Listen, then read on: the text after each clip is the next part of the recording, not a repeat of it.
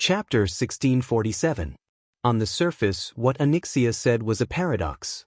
She was a guardian, but she scolded the guardians as bastards. Wasn't that putting herself in a difficult spot?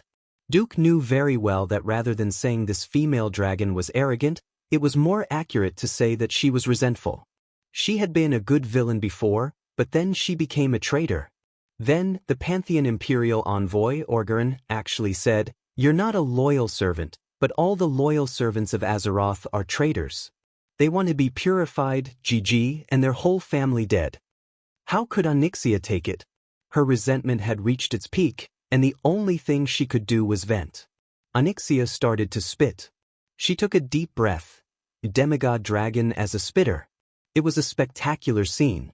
If it was in the past when she was fighting alone, she would not have used deep breath right off the bat no matter what. Dragon breath needed to store up energy, and if she used up all the fire elements stored in her body in one breath, even with her demigod strength, she would need to store up energy for a long time before she could use deep breath again. More importantly, the alliance was now strong. She had a group of demigods behind her. As expected, the guardians have fallen. How could Orgaron not see that Xianxia was also a dragon aspect that had the status of a guardian, even if it seemed to him that this dragon aspect was a little unofficial? His semi-illusory left arm blasted out a fist of light with psychedelic colors. In the air, there seemed to be something extremely minute that was compressed and exploded in one breath. Its ferocious momentum shocked all the non-tank professions in the alliance. This punch was not simple. Duque narrowed his eyes and thought to himself, "Quantum strike?" As a boss that leaned towards magic, Orgaron's physical attack was not weak.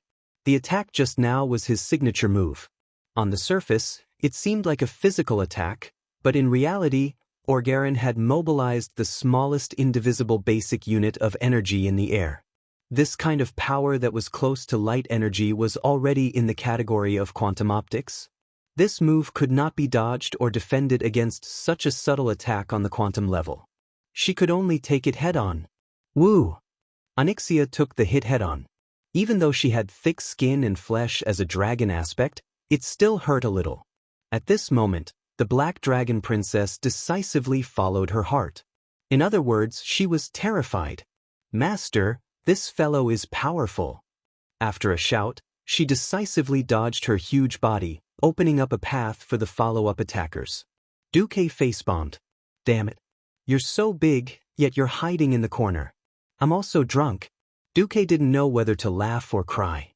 Unfortunately, Duque couldn't pin too much hope on her. If she still retained her former ferocity, then she naturally wouldn't be able to subdue her. Since he was willing to be Duque's mount, he naturally wouldn't be a brave fellow. She couldn't have the best of both worlds. After all, she didn't belong to the alliance. Since Xianxia had given up the attack zone, there would naturally be powerhouses to take over. The Kiraji twin emperors immediately filled in. They were quite active. If they had just subdued him, they would have more or less had other thoughts, but now all those thoughts had faded away. Out of the few ancient gods, 2 had already been killed. What they used to rely on was just the alliance or Duque's stepping stone. Looking at this momentum, there would be more and more powerhouses joining Duque's command in the future. There was no lack of demigod-level powerhouses among them. If they wanted to keep their position, just relying on qualifications was never enough. They could also see clearly that Duque cherished old friendships. As long as they worked hard, Duque wouldn't mistreat anyone. So they were also working hard. This time, the one who rushed at the front was the Demon Emperor Veclor. Seeing this, Duque just wanted to laugh. He understood the twin emperor's thoughts very well. It was nothing more than seeing that the opponents, Quantum Strike, should still belong to the domain of physical attacks. The Demon Emperor rushed up and used his immunity to physical attacks to take advantage. Duque didn't say it out loud. He wouldn't die anyway. As expected, those who wanted to steal a chicken would never be able to please them. Orgaron looked like he had transformed into a boxing champion. He immediately hit the Demon Emperor with a left uppercut. This was not a normal giant's punch, because the moment Orgaron punched, his entire left arm disappeared. When his left fist and left arm appeared out of thin air, he had already punched Vec Lor's face. Everyone could clearly see that half of the Demon Emperor's face had sunk in. If he was a slightly weaker creature, this punch might have taken his life. Phase punch. This was close to flash, allowing the fist to jump through space in an extremely short distance. It could be said to be the Twin Emperor's nemesis. At the same time, the Sword Emperor also grunted. Oh, lifelink? Interesting life form. Olgarin let out a mocking laugh. After saying that, he hit another quantum strike on the Sword Emperor's blade that was blocking horizontally. In just a breath's time, the Twin Emperors were directly bounced away. Duque narrowed his eyes. Although he didn't mind his subordinates being beaten up a little, 3 demigods being beaten up like this was a bit of a blow to their morale. Duque raised 2 fingers on his right hand. In the next instant, a huge blazing pillar of fire shot up from the floor of the observatory into the sky. The area of this pillar of fire was enough to cover a basketball court. This time, Olgarin didn't have it easy. He rolled awkwardly on the ground and narrowly dodged this attack. R. Who? This time, Olgarin's half-real, half-illusory face no longer had a relaxed expression. It was filled with shock and shame. Duque tilted his head. I'm just a native demigod that you look down on. Duque's words seemed to be mocking himself. In fact, this was even more hurtful. If you, Olgarin, had to dodge a mere native demigod's attack so awkwardly, then what are you? Despicable native. How dare you steal the power of the great Pantheon Titan? Olgarin's voice had changed. That's right. What Duque used just now was the power of the Titan rune that he learned from Malygos. Although the system elf hadn't completely deciphered it, it had already deciphered 30% of it. This was enough to raise the power of Duque's magic to another level. Steal? No. The previous generation of Azeroth's guardian dragon has fallen. In order to prevent the Titan rune from being lost, the master of the Sleeping Dragon Temple of Azeroth, Alexstrasza, personally asked me to keep it safe for her. Duque chuckled, quietly dragging the Red Dragon Queen down with him. At that time, it was a matter of urgency. If they really pursued it later, Alexstrasza would definitely be the scapegoat. However, that would depend on the Titan's ability to pursue it. Chapter 1648. Olgarin pulled up a starry curtain to block Vasht's arrows while shouting angrily, "Quibble! Quibble? That's not like you. Lord Observer, weren't you very arrogant in the beginning? Continue to be arrogant." Duque mocked Olgarin as he attacked. Hundreds and thousands of Titan runes appeared in the void behind Duque. Those were not real Titan runes. They were Titan runes branded in Duque's mind. After infusing arcane energy, they appeared in the void through the system elf. One must know that every Titan rune represented an extremely complicated technique for the application of energy. As the saying went, an expert would be able to tell if it was real or not. Olgarin's expression turned ugly. He had never imagined that a native creature that was not a creation of the Titans would be able to play around with the Titans' powers so smoothly. Akula's Balau Dash. This was a similar pronunciation. Only Duque knew that it meant insignificant skill in the Titan language. Oh, insignificant skill? Then be careful. Don't be defeated by the insignificant skill of a native like me. Duque laughed coldly. Under the power of the weave, dazzling energy arcs flashed out of the void and poured down. Olgarin suddenly raised his hands, and a huge mysterious energy ball formed in his hands. The energy attack that was pouring down on him was instantly ineffective. The energy ball was like a whirlpool, causing all the energy near it to go out of control and become thinner and longer before being sucked into it. Damn it! It's black hole? Duque cursed. Black hole? Or is it black? Bulang Bronzebeard asked in shock. Duque suddenly came to a realization. The reason why a black hole was called a black hole was because it had the ability to swallow everything, even light. However, the reason why the human eye could see was because the eyeball absorbed light from the outside world, and through the nervous system, the photoelectric signal was fed back to the brain. This was the complete seeing. If even light could be absorbed, naturally, black holes could not be seen.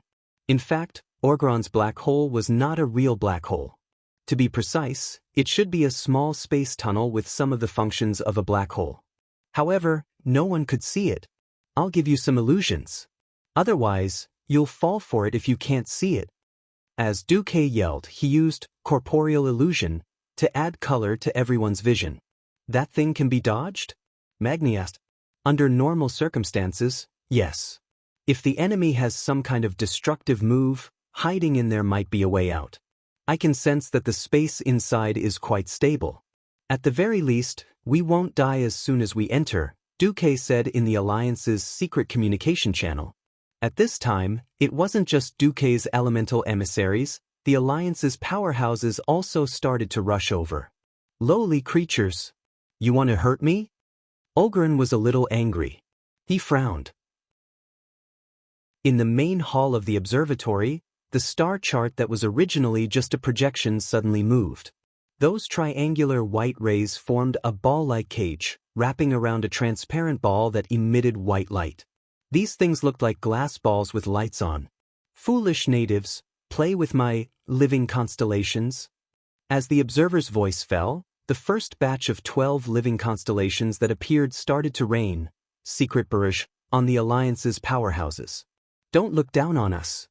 Queen Syriana knocked her bow and shot lightning arrows at the living constellations. Since they could not hit Orgeron directly, it was a good choice to get rid of the small monsters on the field. Under her lead, Tyrant and the other archers, as well as Jaina and the mages, all fired at the living constellations. Orgeron's expression became even worse. Natives, you really don't want to give up. Duque tilted his head. No, we should be the ones saying that. Orgeron, please start your performance. Once your performance is over, you won't have a chance to go on stage anymore. Are you calling me a clown? Orgeron's expression became stern. He raised his arm high, and the already illusory space above the observatory was torn apart. In the void tens of thousands of kilometers away, a huge meteorite was suddenly compressed, and compressed again. The meteorite that was originally the size of a mountain was forcefully compressed to the size of a car under Orgeron's mysterious power. In less than a second, this highly compressed meteorite suddenly crossed the void and entered the atmosphere of Azeroth. As long as it passed through the planet's protective circle, it would be able to jump through space again and crash into the main hall of the observatory. At this moment, Orgeron suddenly noticed that Duque's expression seemed to have changed. Duque seemed to be saying, idiot. Orgeron obviously knew that Duque had a certain level of space magic. However, at this moment, Duque did not dodge. Not only did he not use space magic to seal off the area, he did not even use any defensive measures. He was actually focused on holding back his elemental energy. What was the meaning of this? Whatever. This native demigod was definitely a disaster. He had to kill him first. Just as Orgeron made up his mind, he suddenly realized that something had happened. Inexplicably, he had lost control of this compressed meteorite that came from outer space. In the next second, he angrily looked up at the sky and cursed, "Dragon aspect Alexstrasza. What is the meaning of this? Why did you ban the meteorite that I control from entering this planet? You have no right to interfere with the observer's actions." When everyone heard this, they almost burst out laughing. Needless to say, Duque must have leaked this matter. You Bulsh *T Imperial Envoy, you dare say that you want to purify the entire planet and even say that you want to execute all the dragon aspects and guardians? If the Titan came personally, the dragon aspects and guardians would definitely have to lower their heads. They might even stretch out their necks to be executed. All of this was based on the absolute order that the Titan had branded into their souls. As long as their souls were not corrupted, they could not do anything to the observer. However, with their own will, it did not mean that they could not cause trouble for the observer. Alexstrasza found a rare opportunity and decisively attacked. I'm sorry. My and the Pentashade Dragon's responsibility is to guard this area and prevent any unknown matter from landing on planet Azeroth to affect the planet's evolution. The Red Dragon Queen's voice suddenly echoed in the observatory's temple. Bulsh *T. I am the observer. that is my... Alexstrasza interrupted him. If I say that it is dangerous, then it is dangerous. If you want to relieve me of my responsibility, let the Titan personally give the order. This time, the Red Dragon Queen was going all out. Chapter 1649. He had seen idiots before, but he had never seen such an idiot. Duque had seen many people who thought they were tigers, but he had never seen someone like Orgarin. Looking at Olgarin's angry and helpless face, Duque really wanted to tell him that the master behind him was already a 25,000-year-old pickled cabbage. Oh, it was the super daylily, long gone cold. With great difficulty, Duque managed to restrain himself. After all, at the time of Return of the Legion, mortals still needed the Titans in their soul form to level up. Now that he had offended the Titan, although he wouldn't be looking for trouble in the future, it was still a lose-lose situation. However, Duque did not mind teaching Olgarin a lesson. Without the cosmic bash, Orgarin was like a tiger that had its fangs pulled out. At least he was still a threat, but that was all he could do. The Red Dragon Queen's actions represented the attitude of the Sleeping Dragon Temple. This was definitely a big boost for the allied army. Of course, Duque would not let go of the opportunity to stab them in the back. Everything that happened here was broadcasted live by Duque to Torim, Alcafon, and the others. Seeing the excitement on their faces, Duque knew he had achieved his goal. At this moment he really wanted to give Algolan a certificate of merit, because this arrogant imperial envoy had almost forced all the strong players in Azeroth to work together, regardless of whether they were righteous or neutral. Oh! Magni, who was in his God's Descent state, raised the enlarged Balrog's hammer and stomped hard on the ground. His huge body was like a flying gourd as he leaped over to attack. Olgarin frowned. Of course, he realized that this native mortal had the power of a demigod. Frowning slightly, he raised his arm and took Magni's hammer head-on. The terrifying fire element bloomed on his arm and collided with the Titan's energy that was wrapped around his arm without any room for maneuver. Just based on this attack alone, Magni was undoubtedly at a disadvantage. But now they had the advantage in numbers. So what if they used up a lot of energy? When Orgarin paid the price of weakening his power and unleashed 5 consecutive phase punch-s in one go, activating the special effect, phase ram, of this set of skills, sending Magni directly into a small space rift nearby, which was a mini black hole, the Kiraji twin emperors rushed over again. Not only that, Duque used his left hand to gather the elements of the weave and poured a large amount of arcane energy into Tish, giving Olgarin a knockoff version of Excalibur. To put it bluntly, it was just a highly concentrated arcane light cannon. However, for the sake of showing off, a certain someone yelled EX Curry Stick, which was the name of the move that no one could understand. Olgarin might be able to take on the attacks of other strong fighters. Olgarin did not dare to take on Duque's attack carelessly. He opened up a small black hole and performed a short-distance space jump that was similar to Flash.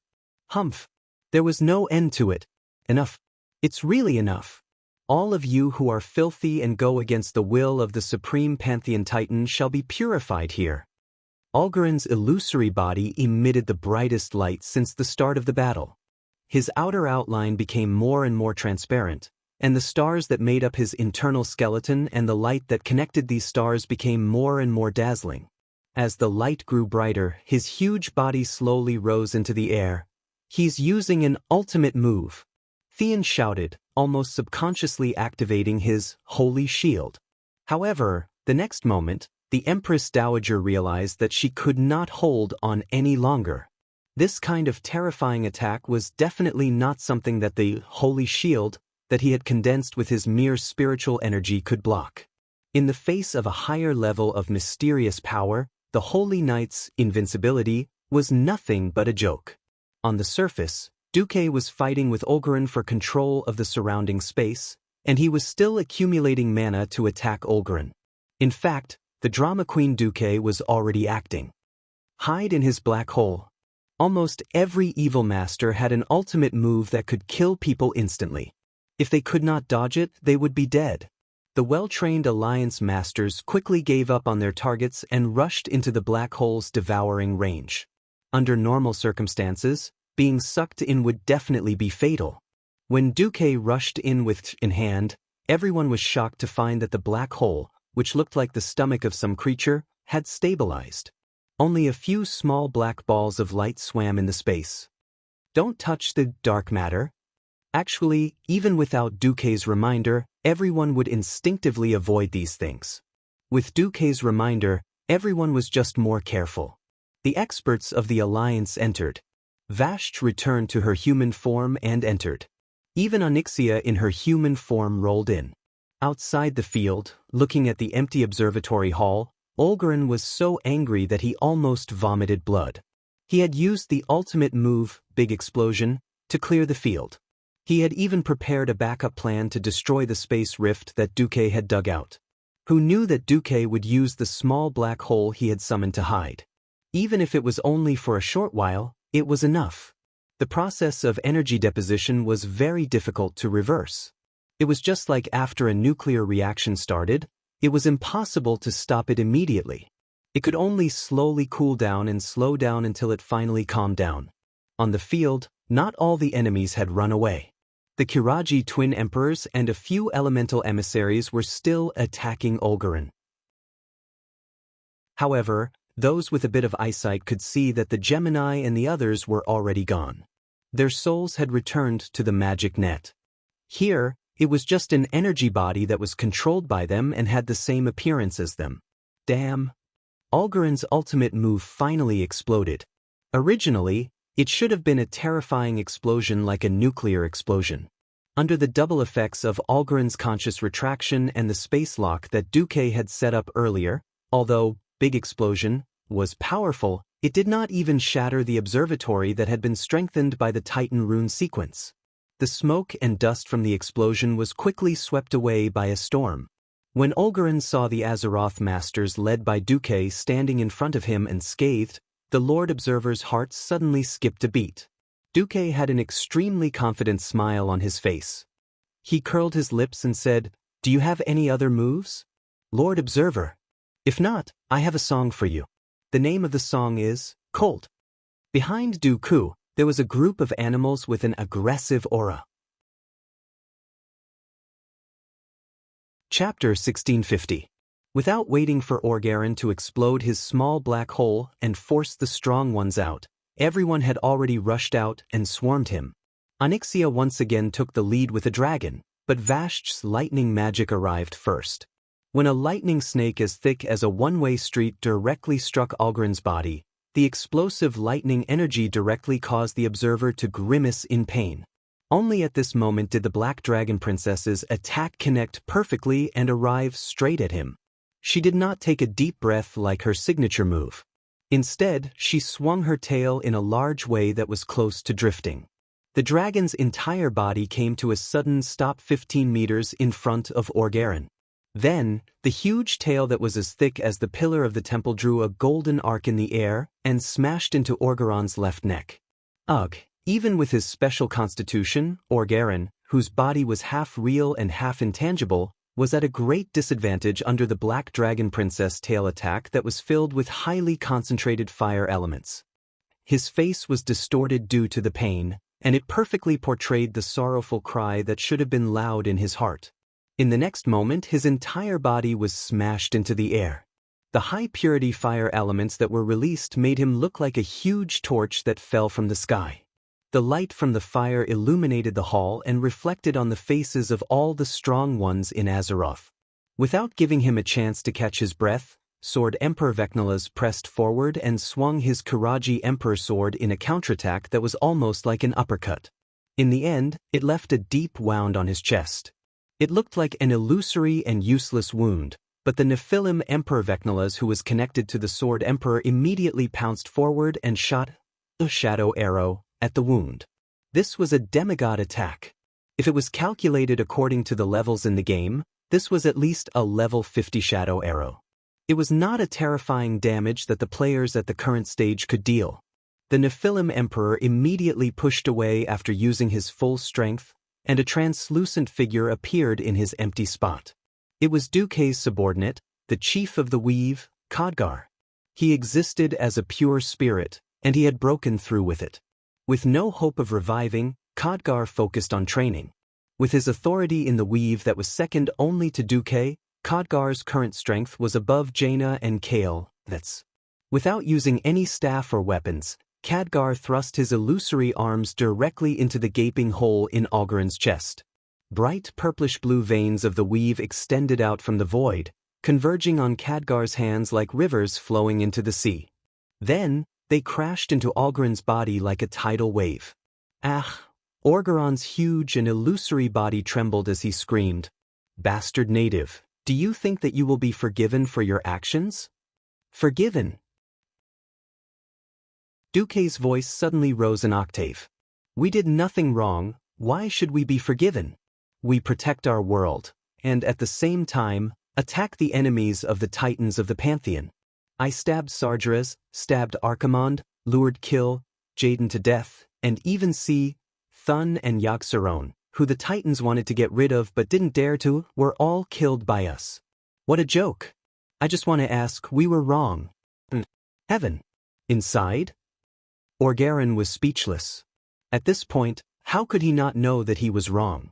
If Azeroth was a planet with only primitive single-celled organisms, there wouldn't be any protests from the natives even if he destroyed 100 million of them.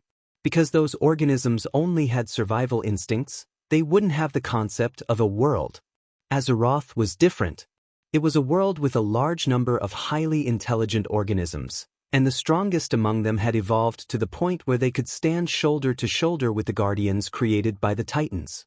As an observer, Orgaron determined that this planet was heavily polluted and needed to be purified and destroyed based on the one-sided data. He ignored the series of efforts made by the natives and mortals.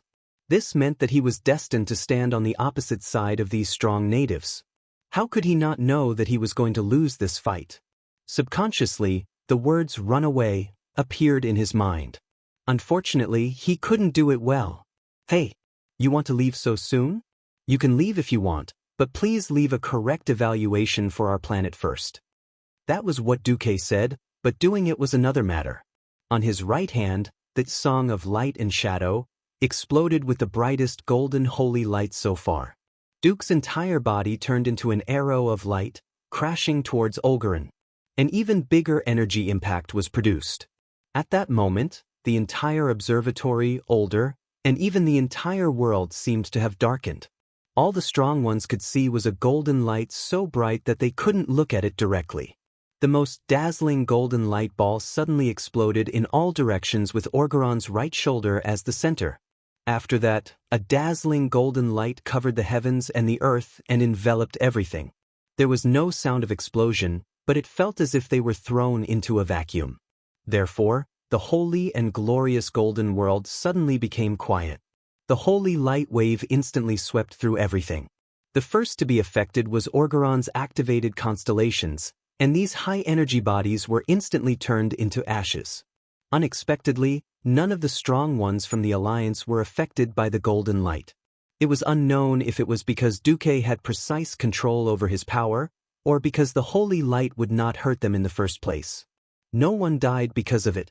The light slowly dissipated, and when everyone's vision returned to normal, they saw Orgaron lying on the ground like a dead dog. Duque had one foot on Orgaron's chest, and the spiral sword in Duque's right hand had a long golden light extending out. After the golden light pierced through Orgaron's chest, it suddenly split into two. Like tree roots, it wrapped around an illusory heart that was still beating rhythmically. "What are you doing? I'm an observer from the Pantheon." Everyone saw Duque's right hand clench, and the golden light was like a claw that fiercely scratched Orgaron's illusory heart. The pain caused Orgaron's entire body to curl up. Duque had a righteous look on his face. He looked like the combination of all the righteous heroes in history. Unfortunately, what he said was completely different. All intelligent beings in the Azeroth respect the Pantheon, but that doesn't mean we will accept unfair treatment.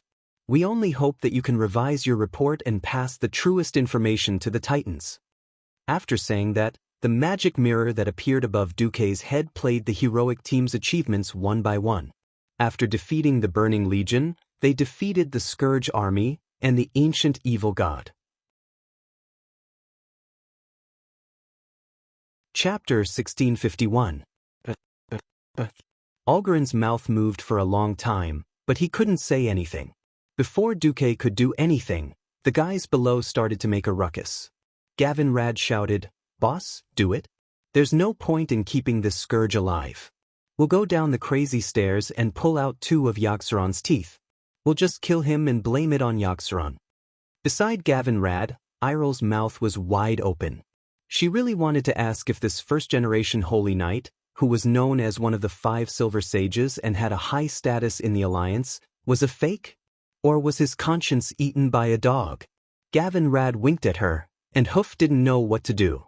Gavin Rad wasn't stupid, and the others were good actors too. Wasn't it just acting? Who wouldn't? Magni shouted, "We, the beings of Azeroth, are fighting on the front lines against the Burning Legion.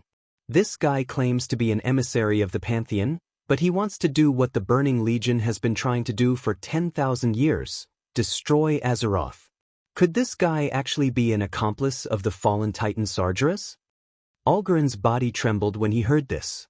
His power came from the Pantheon. Without the Titans, he was just a stronger fighter.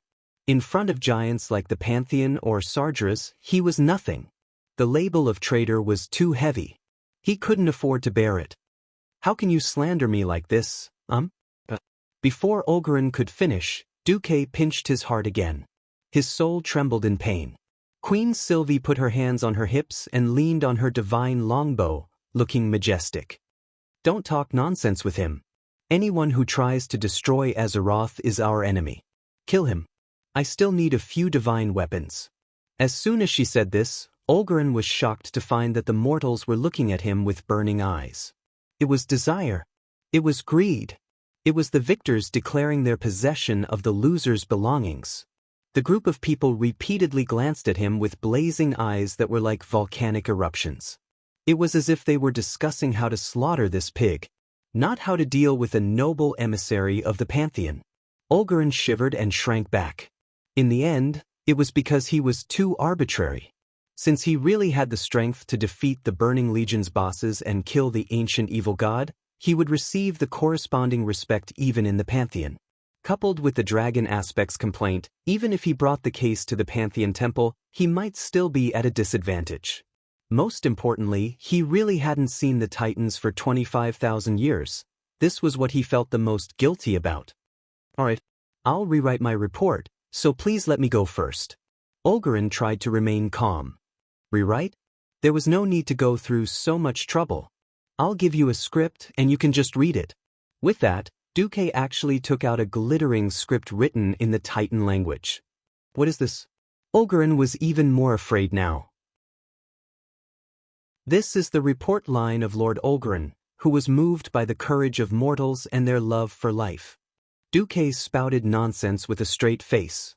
Duque's subordinates and the group of Alliance powerhouses all burst out laughing. "Moved my ass." It was obvious that they had been forced by these greedy and capable Azeroth players. On the other side, Olgerin almost exploded in anger. If it wasn't for Duque giving him a hard kick to make him realize his position and situation, he might have really flipped out like an idiot. "Read it." Duque was obviously saying, "Please start your performance." Olgerin trembled, and his originally translucent blue face seemed to become even more transparent. "I've witnessed countless worlds being baptized by the Creator. The people there accepted their fate without even shedding a single tear. In the time it takes for a mortal's heart to beat, countless planetary systems would disappear in a brilliant light. But until now, I don't have the slightest bit of emotion or sympathy for them. I can't feel anything. Millions, billions of lives turn to dust. If they had your tenacity and unyielding spirit, if they had your passion for life, the result might have been very different. Perhaps it's your imperfections that allowed you to have free will, allowing you to face everything that seems to be accidental. You've done what the Titan's perfect creation could not do.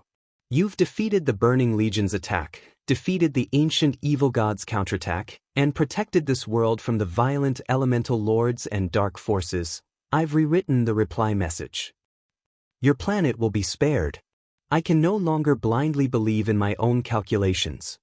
I've suffered the final backlash of the ancient god, Yogg-Saron.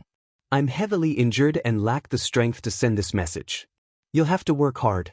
Find a place with sufficient energy, close to the sky, and send my message back to the Pantheon. When Olgarin finished reading the entire report, he looked at Duque, who looked like he had finished recording. He had completely lost his temper and collapsed on the ground like a dead dog. His ashen face was filled with despair. You're not a Titan's creation. How did you learn such complicated Titan language? Hee. Is it complicated? Alright, I guess it's complicated. Even with my intelligence, it took me a whole month to understand it. Dumuk accidentally showed off again. Jaina looked at him with eyes that were filled with fanatical admiration. After all, even the simplest Titan rune contained small runes that could easily lead to hundreds of millions of different permutations and combinations, triggering different effects. Duque claimed that he only took a month to understand it. What was he if not a god? Olgarin was so shocked that he could not speak. I used nearly 1,000 years, but the observer quickly came to his senses. I've already done as you said. What are you going to do with me? Are you going to kill me? Kill you? No. How is that possible? You're a noble emissary of the Pantheon. How can a native like me do anything to you? Duque said righteously. He did not even look at who was rubbing mud on the other person's chest. We have a common enemy with the Pantheon, Sargeras and his burning legion. So we're natural allies. In order to prevent the Pantheon Titan from finding the way to Azeroth, I hope that the observer can come to my wizard tower for a while, set up a space beacon, and understand the situation in Azeroth. Chapter 1652. Olgarin rolled his eyes. He did not believe a single word that Duque said. So what if he objected? He was the meat on the chopping block. Duque could do whatever he wanted to him now. Moreover, he had offended all the dragon aspects and guardians of Azeroth. Even if he screamed his lungs out, no one would come to his rescue. Olgarin did not say anything. He accepted his fate. Down below, Imriel was stunned. She murmured, I suddenly understand why Duke Marcus is the leader of the Alliance. Of course. Lucia and the other queens puffed out their chests proudly. Duque could be the leader because he could lead the Alliance to victory after victory, and because he could push the Alliance and even the world forward. At the same time, most importantly, Duque would always stand on the side of the Alliance, seeking the greatest benefits for the Alliance and moving towards the brightest future.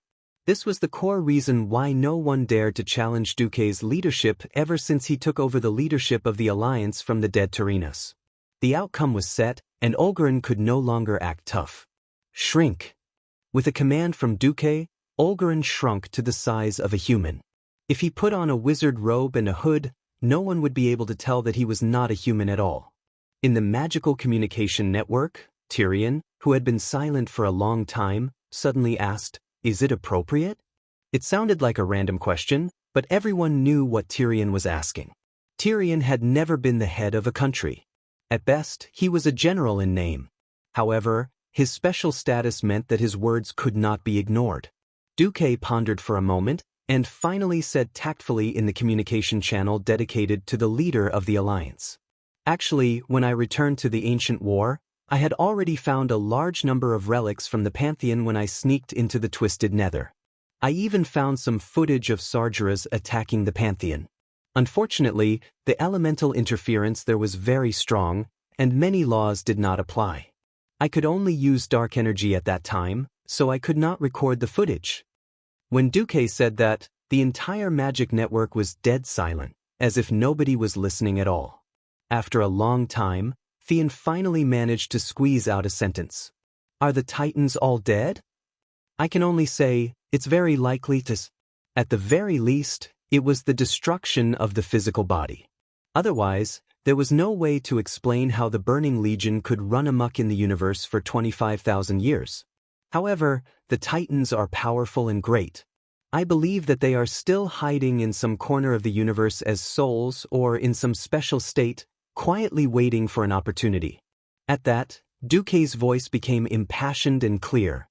I believe that planet Azeroth, which has nurtured countless intelligent life, has a decisive force or opportunity that could change the fate of the war against the Burning Legion.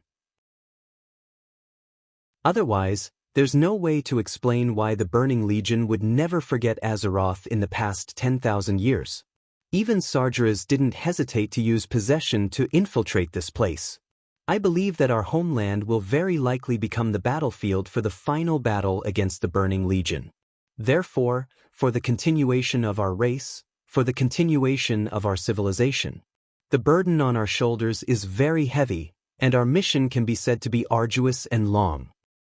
I believe that when the Titans discover everything here, they will not hesitate to cross the distant interstellar space to come to Azeroth and fight side by side with us. Just like what we have been doing with the Sleeping Dragon Temple and the Watchmen. So, please don't worry. Continue to fight for the future of Azeroth. Good. Theon was the first to cheer. Then, it was Duque's harem, Magni, Varian, and the alliance leaders of the online alliances who all cheered in unison. Olgarin didn't understand what was going on with the group of mortals around him. He couldn't understand why they suddenly became so outstanding and excited. It's okay. I just announced to them that the Pantheon will still stand on the same side as us against the Burning Legion, Duque said casually. Olgarin was stunned at first, but then he nodded helplessly. He didn't know much about the war when Sargeras rebelled. After Sargeras raised the flag of rebellion, he was sent to the distant depths of the universe to carry out orders. As an observer, his mission was incomparably heavy. The number of planets in the universe that could support life basically corresponded to the number of Titans' footprints. Even if 1/10,000th of the planets were in trouble, it would be enough to make him busy. When he came to his senses, he was shocked to realize that it had been a long time since he received any communication from the Pantheon. It was purely the duty that was imprinted in his mind that drove him to go on interstellar journeys again and again. Is there anything else you want me to do? Olgarin asked with his head lowered. Speaking of which, there is. Duque's smile became mysterious. Soon, Duque brought the captive Olgarin to the stairway of madness. First, he made him witness the death of Yogg-Saron's core biological tissue, and then introduced him to the 4 guardians of Odor. This scene was naturally extremely awkward, because the 4 guardians all knew that Olgarin's first report was to impeach them for dereliction of duty. He requested the Pantheon to cleanse Azeroth and destroy them as well. Torim and Hodier, who had a slightly bad temper, looked at Olgarin as if he was their enemy. If it wasn't for the Guardians' restriction that forbade them from attacking the Observer, they would probably have beaten Olgarin up. The 4 guardians of the Alcaphon treasury had a similar attitude. Freya, who had a good temper, also didn't give Olgarin a good look. Only Mimirin's electronic eyes flashed, and no one knew what this mechanical dwarf was thinking. Fortunately, the main point now wasn't for Olgarin to hold hands with these guardians and become good friends again. But these, what are these? Duque took out a large pile of fragments of different shapes and sizes and placed them in front of Olgarin, asking even though he already knew the answer. Some of these fragments looked like yellow bronze pieces, and some looked like broken pieces of green glass lamps. The only thing they had in common was the faint aura of life that emanated from them. This should be a life element divine artifact, Freya said with certainty. Olgarin's voice seemed to be a little dry.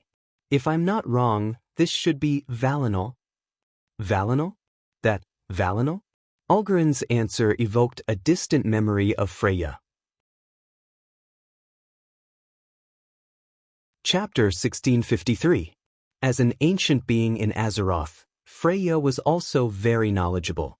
Legend has it that Ionar, one of the Titans of the Pantheon, personally forged Veronel and gave it to the first Earth Spirit King of Azeroth, Ural Stoneheart.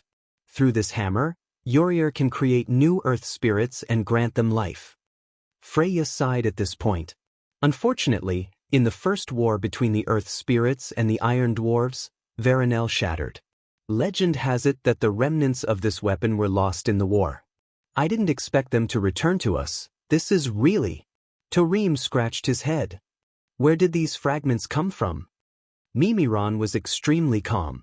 Every year, I organize a large number of mechanical gnomes to go out and collect metals for me to develop new equipment. The other 3 guardians, can it be repaired? Magni asked tentatively.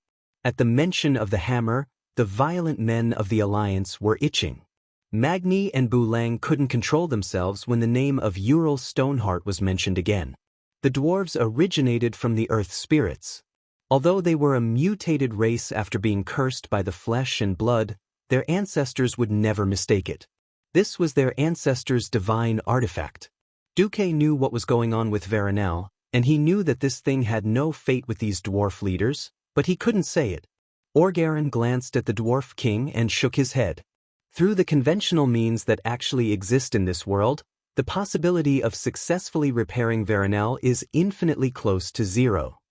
Mimiron said, we can let Odor's central computer system test it.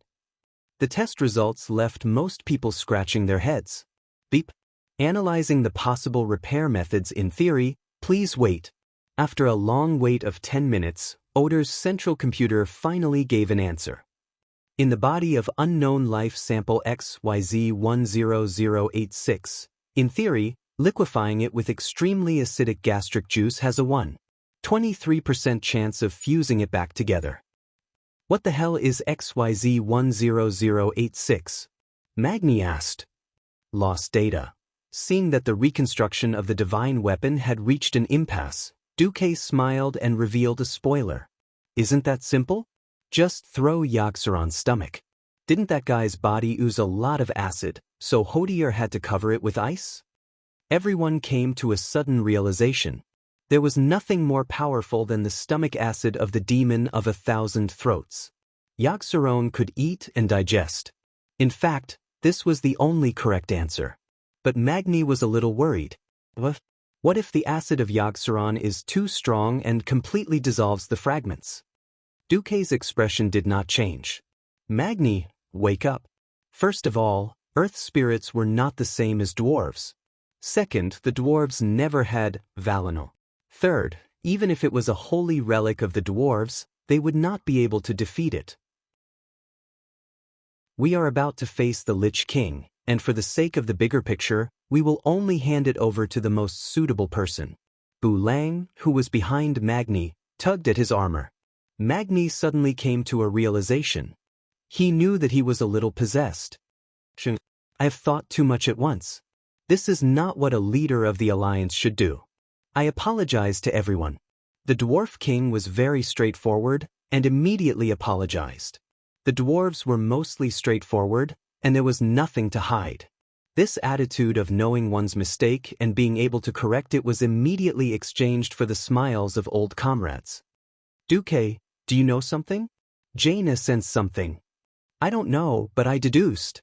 Since this hammer could create life when it was given to Uriel Stoneheart, this divine relic should have nothing to do with attack or defense. Duque's deduction was reasonable and convincing. Magni's face fell on the spot. However, everyone could tell that he was actually pulling a prank from this extremely exaggerated expression. He had completely let go of himself. Perhaps this fellow had always had the dream of being a berserker with 2 hammers in his hands, a green dragon on his left and a white tiger on his right. Duque was absolutely sure that in Magni's heart, the 2 hammers definitely did not include a healing hammer. That's right. Veronel Ancient King's hammer was a hammer used for healing. In the Alliance of Heroes, not many people were suitable for it. This was decided by its special effect. In the game, the user's healing spell had a certain chance of triggering the Ancient King's blessing, giving the target a layer of shield that absorbed damage equivalent to 15% of the healing the target received for 15 seconds. This was equivalent to giving the target an additional shield that did not overlap with Word of Truth, shield, when healing. It was extremely powerful, and Duque guessed that that was only the effect of mortals using it. If it was a high-ranking cleric who was proficient in healing magic, it could break through the 15% limit. In any case, if the fragments of the divine relic were not made into divine relic, then it was just a pile of meaningless collectibles. The alliance was not extravagant enough to keep the weapons in the warehouse, and put a pile of divine relic fragments in the museum to be put on display as holy relic or something. Let's do it. Under the watchful eyes of a group of people who claimed to be witnessing history with their own eyes, but were actually gossips, the guardian of the Church of Life, Freya, personally presided over the divine relic fusion ceremony began. In fact, in order to boost the morale of the alliance, Dumuk even used magic to broadcast the process of the divine relics recasting to the entire Horde alliance. Only a few leaders of the Horde could see it, while the alliance broadcasted it to the entire region. In the magic projection, the famous anchor, Sally Whitemane, explained with a sweet female voice that was slightly excited and impassioned. Now, I'll be broadcasting a piece of good news. In the battle that has just ended, the Alliance of Heroes and the Guardians of Odor have successfully defeated one of the 5 ancient gods, Yogg-Saron. Everyone, please watch.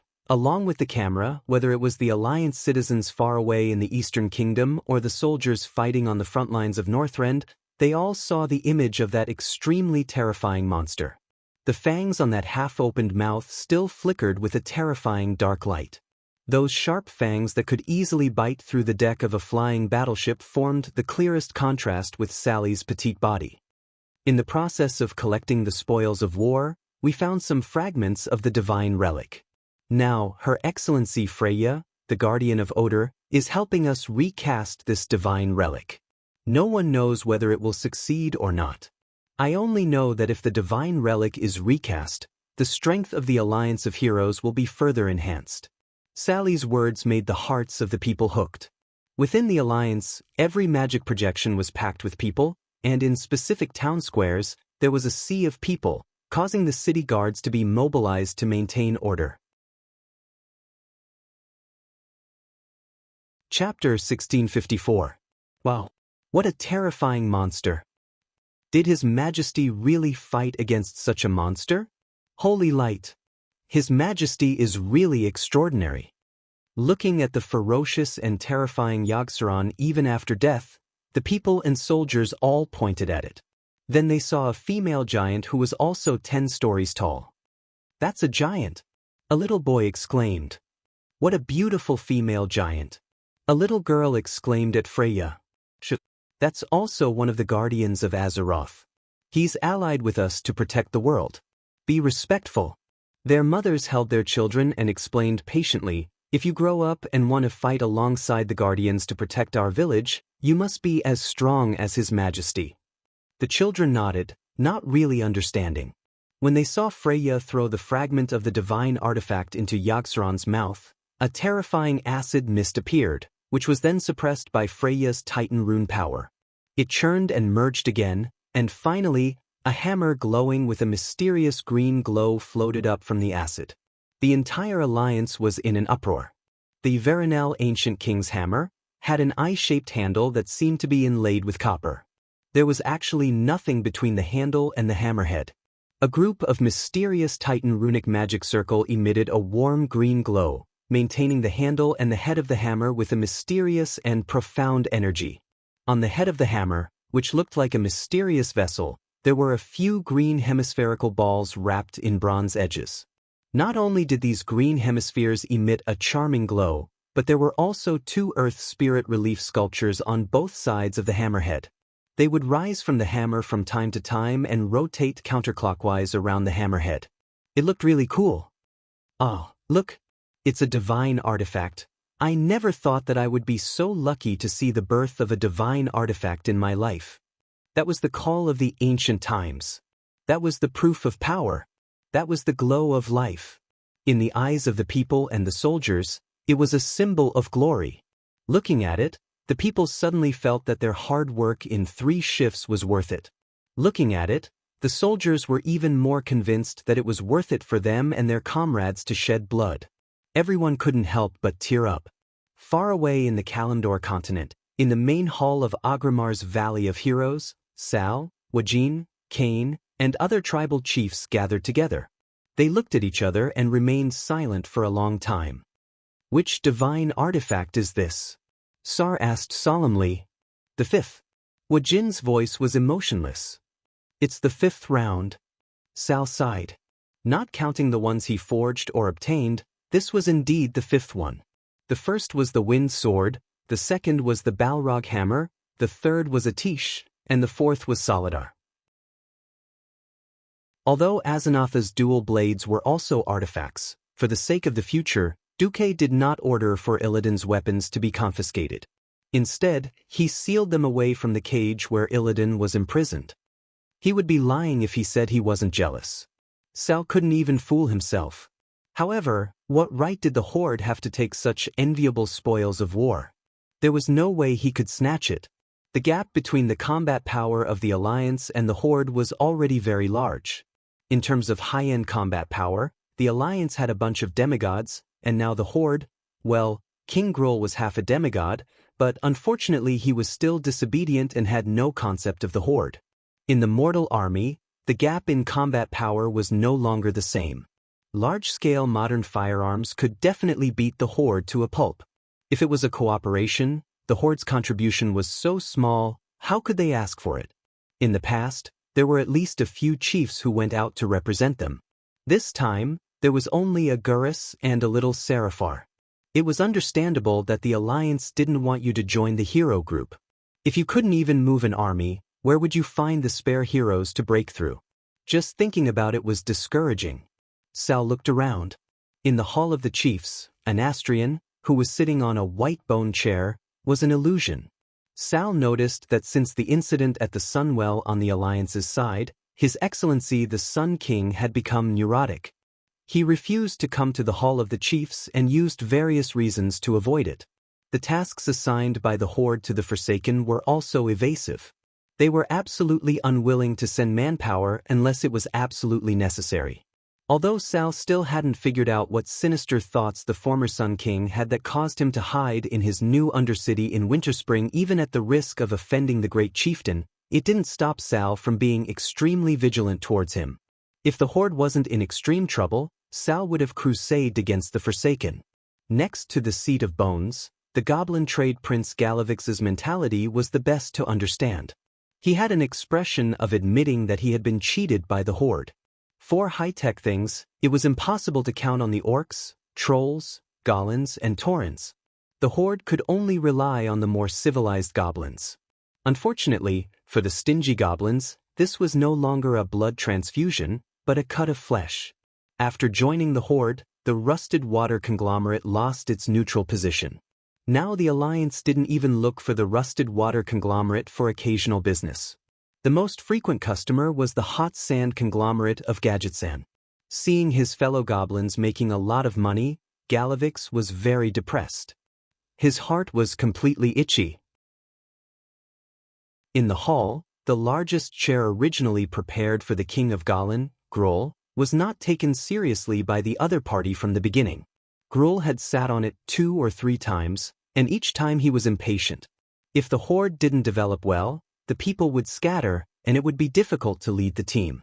After discussing the daily affairs of the Horde, the leaders dispersed, and Sal let Wajin stay. No one was surprised. Wajin was now the second-in-command of the Horde and Sal's most valued think tank. What do you think of the Alliance's strength? Wajin's wise eyes flashed, and the words that came out of his mouth were thrilling. The Horde is standing on a crossroad. One is to send all the troops and strong people of the Horde in every war, and while the Alliance leader is still Duke Marcus, fully integrate into the Alliance and implement a complete great integration. Sal didn't comment, but asked lightly, what's the second way? Find a strong reinforcement, at least one that can resist the Titan Guardians in Azeroth, and then take advantage of the Alliance's endless war to directly attack. Although Wajin's voice was calm, every word was cruel and bloody. Thrall stood with his hands behind his back and looked into the distance. From the King's Valley, he could see that Agrima was still expanding, but there was no sign of prosperity on the faces of the tribe members. He suddenly asked, "Is there no third way?" With my wisdom. Chapter 1655. On Otter's Staircase of Madness, a group of Alliance powerhouses were watching. Hammer. The members of the Hammer Gang all acted like they were in high school. Oh, it's over. It's a healer. When Freya explained the hammer's special effect, the hammer members immediately shriveled. Oh, no dash. Although the Alliance's hero squad was based on seniority, they did not steal equipment from other professions. This was the biggest principle. First of all, the paladins had no temper. Although there were many paladins in the hero squad who could fight, tank, and heal, almost every paladin had a violent heart. They were all clerics, but those who truly focused on spreading the holy light ran to be priests. In the last few large-scale team battles, Riadaline, who was the weakest among them, was the one who went to be a healer. Queen Sylvie secretly told Duke that Riadaline was reluctant to do it, but she couldn't beat the other animals. There were no shamans in the hero squad, and there were originally 2 druids. One was Malfurion, who was now asleep, and the other was Fandral Staghelm, who was also a violent maniac. Without orders, he would turn into a bear and charge at the enemy with his claws. And considering that he had a rebellious bone in the back of his head, that left the priests. In fact, there was no need to choose. There were only 3 priests. Benedictus was also a rebellious fellow, and was the first to be eliminated by Duque. Sally Whitemane did not have enough seniority. The only choice was, Kalia, you take this hammer. Duque did not avoid suspicion and directly appointed her. Me? Kalia was quite surprised. This queen who had always maintained a pure heart had such a soft personality. She did not fight for anything and had no greed at all. In a sense, her entire life was passive. Because of her kind heart, she was very popular within the Alliance. Kalia was not at all prepared for Duque's appointment. Duque said with a serious face, in a voice that every leader could hear, the Alliance needs to move forward, and every Alliance member needs to see the flag that leads them forward. There shouldn't be just one flag like this. Even if one flag falls in the face of evil, there should be more flags that lead the Alliance forward. Duque gently spread his hands and made a please gesture. I think that the divine weapon obtained after defeating a powerful evil existence is a very good flag. This was not only a reward, but also an obligation of the ruler of a country or a clan. Therefore, I hope that, on the premise that it's suitable, every leader of the Alliance will get a divine artifact first. Duque's words were very reasonable. As long as it was suitable, Boss could take it first. This was the best choice to balance power and combat strength. Perhaps we dwarves are violent. The 2 great clans don't even have a single healer class hero. This was fate. Kalia, take it. We dwarves aren't stingy. Magni was rather magnanimous, and was the first to give his blessing. Take it, King Menethil. I'm sure the people of Lordaeron would be happy. The next to speak was Daneth Trollbane. This low-profile king directly gave his sincere blessings to Kalia. Even the more neutral leader had expressed his stance. Kalia's good sisters naturally rushed forward to give their compliments and blessings. I thank everyone.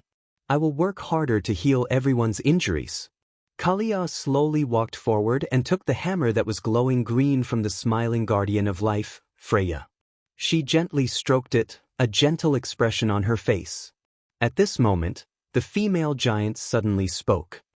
Since it's a divine weapon of the nature series, I just added something to it. Freya waved her hand, and everyone saw that there was an additional rope that looked like a ribbon around the handle of the hammer. This is... Kalia was a little confused. Freya smiled. My blessing of life. It can protect you. It will automatically activate when you are in danger, and use powerful life energy to grant you a full recovery from a near-death state. Remember, once you use it, it must be recharged for at least 30 days, and it's best if it's in a place full of life. Before it's fully recharged, it won't be able to save your life. As soon as she finished speaking, even Duque was pleasantly surprised. No one knew better than him that the original Valinor definitely didn't have this special effect. At this moment, Torim spoke. This time, in order to express our gratitude for the help of the Alliance and for the efforts of you mortals, we have discussed and decided to send troops to join your alliance. Really? Is that okay? Duque and the others were quite stunned. Duque looked up and asked, don't you have to protect Odor anymore? Torim shook his head. The greatest purpose of Odor's existence is to seal the ancient god Yogg-Saron, ensure the evolution of life, and conduct experiments for Mimiron. Now that the core of Yogg-Saron has been destroyed, our greatest responsibility has automatically disappeared. Hodier continued, we've talked to Orgaren. If we can slightly reduce the pollution of this world, the Titans will probably be happier when they come in the future and raise their evaluation of us. As a laboratory left behind by the Titans, Odor needs to be guarded, Mimiron said. After the four guardians and Alkavon's four guardians looked at each other for a while, Torim announced, we will send Freya and Mimiron to assist you until peace is restored in Northrend. Alkavon and the other three will further participate in the Alliance's battle, until they determine that the safety index of this world meets the standards they deem acceptable. The gentleman Du Mook had been thinking about abducting Mimiron from the beginning. It was one thing to think about it, but another to do it. He had evil intentions, but before he could put them into action, they came knocking on his door. Was there anything more pleasurable than this? Haha, it's great that the Guardians are willing to enter the world to help. Magni was the first to agree. This guy had been flirting with Alkavon for a long time.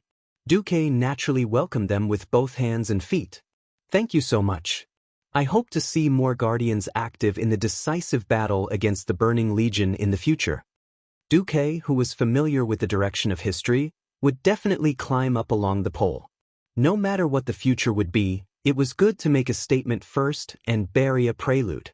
After all, at the time of Return of the Army, Azeroth would be invaded from all directions. Almost every Alliance and Horde territory would face the surprise attack of at least 10,000 demons. Although the Alliance had a lot of heroes now, it was hard enough to defend the major cities, and it was not enough to spread them across the vast territory. Chapter 1656. As for the four guardians of Alkafon's treasury, Duque was overjoyed. As a lower-level guardian, the four giants were not very strong. However, with their size and HP, if used in the right place, they would be able to hold their own against 10,000 enemies. Coupled with their already good elemental attacks, they were not inferior to most of the Burning Legion's mid-tier Void Lords. Only the top-tier Void Lords could suppress them.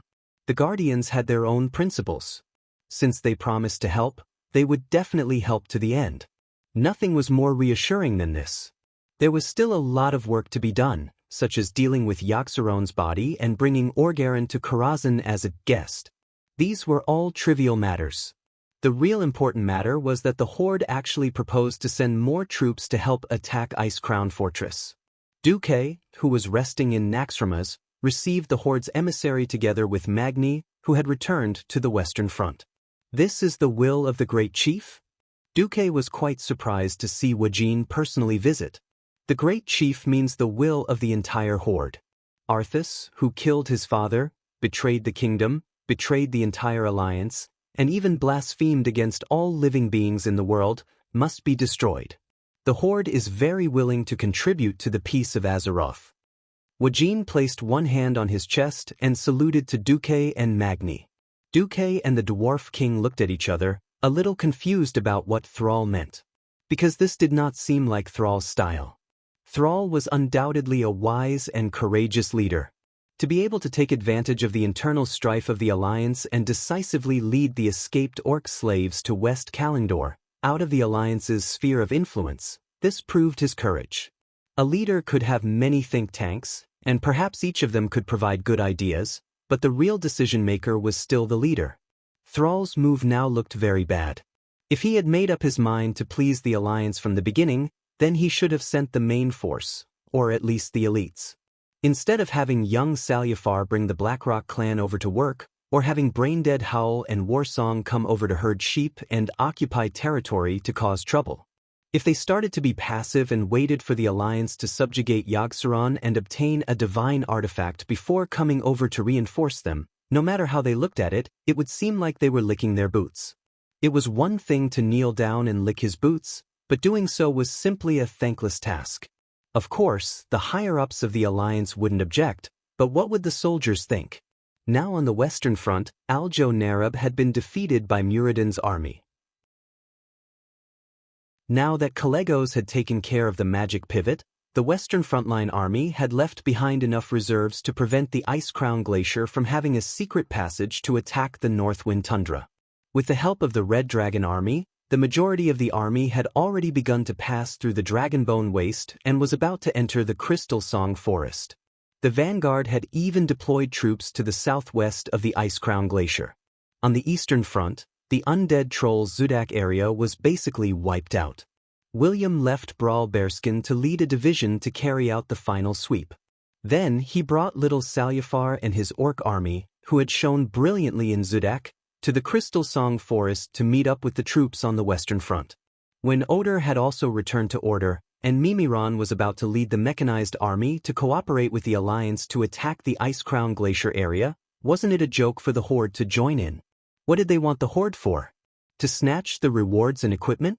Even the good Theon frowned a little, not to mention Magni, who was a little hot-tempered. Duque gently raised his hand and made a gesture to calm everyone down. He then pointed to the 3D projection of the battlefield. Are you clear about the situation of the Alliance, Dragon Slumber Shrine, and Oder's allied forces, Woken? Clear. Woken was neither servile nor overbearing. The Alliance needs an acceptable explanation, Duque said. The participation of the Horde's main force can reduce the Alliance's losses, Woken insisted. Duque shook his head. These days it's long past the era where numbers can easily win. I don't want the Scourge to fight more and more, and the more they fight, the stronger they become. When Duque said this, Woken's internal energy was actually a little discouraged, but he had his own special point of view. Our Horde noticed that among the new batch of professionals in the Alliance, the proportion of warriors is rapidly decreasing. And this is what the Horde is good at. No matter how strong the Alliance's technology is, it still can't surpass the level of the Burning Legion. In order to cope with the battle between Azeroth and the Burning Legion that will eventually come, the Alliance needs warriors of the Horde. Woken took a step forward, waving his hands, his face full of excitement. The warriors of the Horde are definitely a necessary supplement for the Alliance. And this time, as long as the Alliance provides enough logistical supplies for the Horde warriors of the Northern Expedition, we can get 200,000 elite Horde warriors as the vanguard. After Woken finished speaking, he didn't say anything else. Just like that, he hung his long troll hands, waiting for Duque and Magni's reply. Magni glanced at Duque. Duke knew what Magni was trying to say just from the look of disgust in his eyes. But Duque was considering it. There was no doubt that the so-called 200,000 warriors were **T. Duque didn't even need to think to know that this was actually Sal's clever way of diverting the conflict. As long as the Alliance agreed, the poor Horde with a large population could instantly get rid of the food burden of 200,000 big eaters. And Sal was betting that the Alliance wouldn't be so ruthless as to directly send these Horde soldiers to their deaths. On the other hand, these soldiers were also pathfinding stones, used to test the attitude of the Alliance to see if the Alliance could really accept the Horde. If the Alliance's attitude was tough and refused to accept, then the Horde might have other ideas. Duque couldn't help but smile bitterly. Sure enough, the situation would change a person. Now even Sal had begun to play such tricks. Come to think of it, this was also a situation that Duque had single-handedly directed. If the Horde occupied a vast territory like in history, the original situation of vast land and sparse population would indeed usher in a period of rapid development after the addition of the 2 million orcs from Nagrand. Now half of Kalimdor had become the territory of the Alliance in a practical sense, and it was the most fertile land. The Horde had nowhere to expand, and they didn't dare to start a war against the Alliance. They could only struggle to survive between the Alliance and the various foreign enemies. This feeling was so bad that if Duque was in the position of the great chief of the Horde, Duque would also go crazy. Since Sal had thrown away his cards, Duque didn't mind eating them all. Duque smiled. The old Horde and the Alliance had all kinds of unpleasant experiences in the past, but in the past 10 years, the Horde has been the most loyal ally of the Alliance. The Alliance cherishes the trust and friendship of the Horde. How about this? These 200,000 Horde warriors, the Northern Expedition Army will accept them, and I will take a little from the military provisions and transport 500,000 tons of food to Kalendor for the Horde.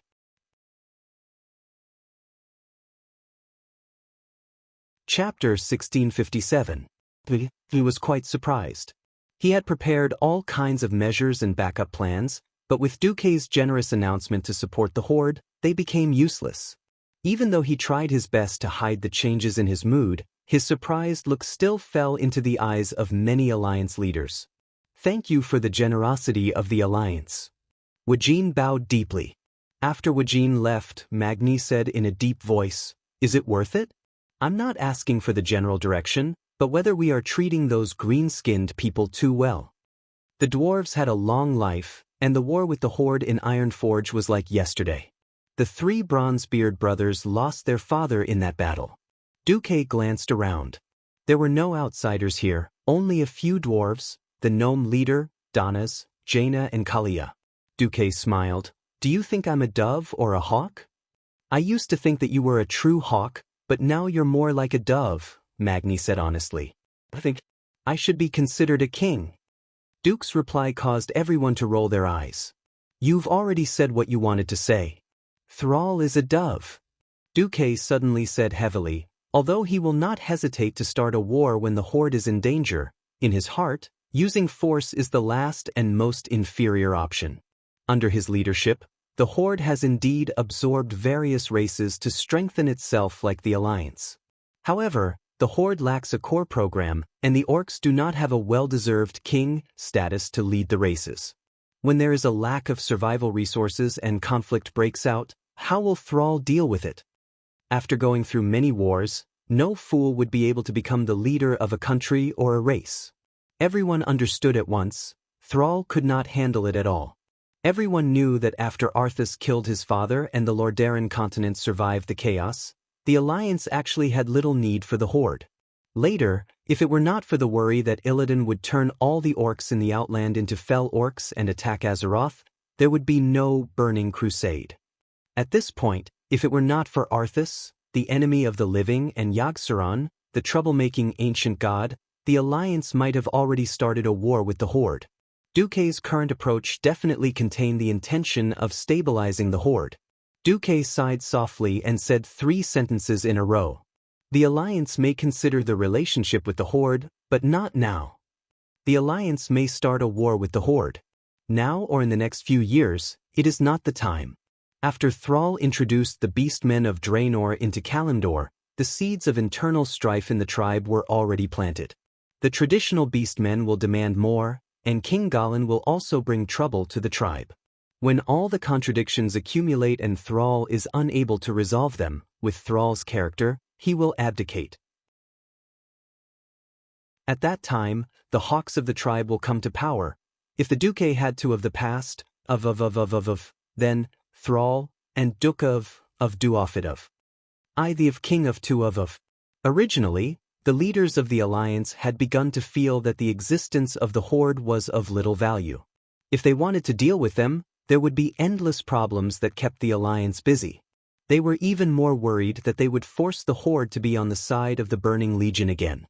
If they wanted to coexist peacefully, the hatred of the past made the entire Alliance maintain a high degree of vigilance against the Horde. If they wanted to pull the entire Horde into the Alliance through conciliatory means and use some sugar-coated bullets, the Orcs would definitely be the first to take the lead and eat the sugar coating. After all, every race in the Horde had a very strong sense of self. No matter which one they chose, the Alliance would not be able to please them. Sometimes, when facing a strong enemy, they had to pull in the powerhouses of the Horde to help. This kind of contradictory and ambiguous relationship between being on guard against each other and often fighting side by side made the Alliance incomparably tangled from top to bottom. Now that Duque had poked through this veil and set a tone for the higher-ups of the Alliance, everyone had a unified idea in the future. Large-scale wars were rarely decided in one battle. The so-called decisive battle was formed after many battles of various sizes. Only then would there be a saying that the victory or defeat would be decided in one battle. After the elites of the Alliance killed Yogg-Saron, the Alliance's offensive against the Calamity Army came to a halt. The battles everywhere were at most stabilizing the front lines and consolidating the results of the battles. This was because the coldest winter had arrived. Winter in Northrend was a nightmare for both outsiders and native creatures. Gales of magnitude 10 or above could easily reach 1 meter, or even 2 meters of snow a night.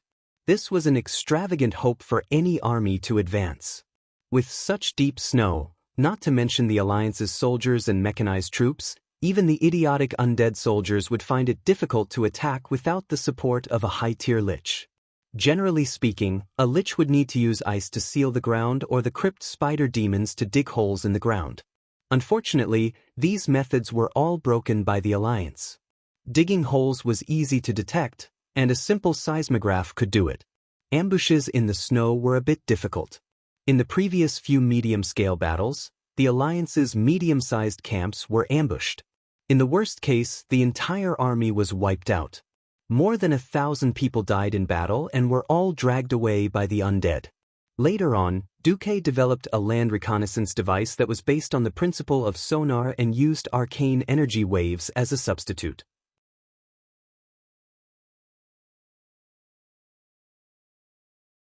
Chapter 1658. The traditional life of the orcs was to hunt or fight all year round, except for winter. When there was nowhere to go during the winter, they would use the food they had accumulated to survive the winter. They would have sex or hold gladiatorial competitions in the clan's big tents. Sal had no choice but to throw the Nagrand orcs, who were the most troublemakers and had the least food reserves, to the north. This was also a helpless move. If these guys were not sent over, they would do things according to the traditional rules, steal or rob. If there were foreigners robbing foreigners, if there were no foreigners, they would attack their own people. Anyway, in the eyes of these uncivilized orcs, only their own clan was their own people. Most of them did not have the concept of big orcs. It had to be said that throwing the burden to the Alliance showed the tribe's sincerity. If they could take advantage of the war to get rid of some of the troublemakers, it would be killing 3 birds with 1 stone. Of course, the Alliance would not be so stupid as to raise 200,000 orcs and let them eat and drink for free. Duque used the method of divide and conquer. The small clans with no status in the tribe were directly given holy light enchanted weapons. Every 100 people were assigned an Alliance paladin, who took them to various places to take over the cleanup work of the Alliance soldiers. The Scourge army had been operating in Northrend for 20 years and could be said to have dug holes everywhere. Any corpse without a guardian was turned into an undead. Especially the 2 places, Zudak and Ajo Nirub. The Zudak area was full of altars. That kind of complex and narrow underground labyrinth could not transport heavy equipment at all. It was very likely that dozens of corpses were squeezed in an inconspicuous crack, and they would come out to cause trouble. The Spider Kingdom was even more troublesome.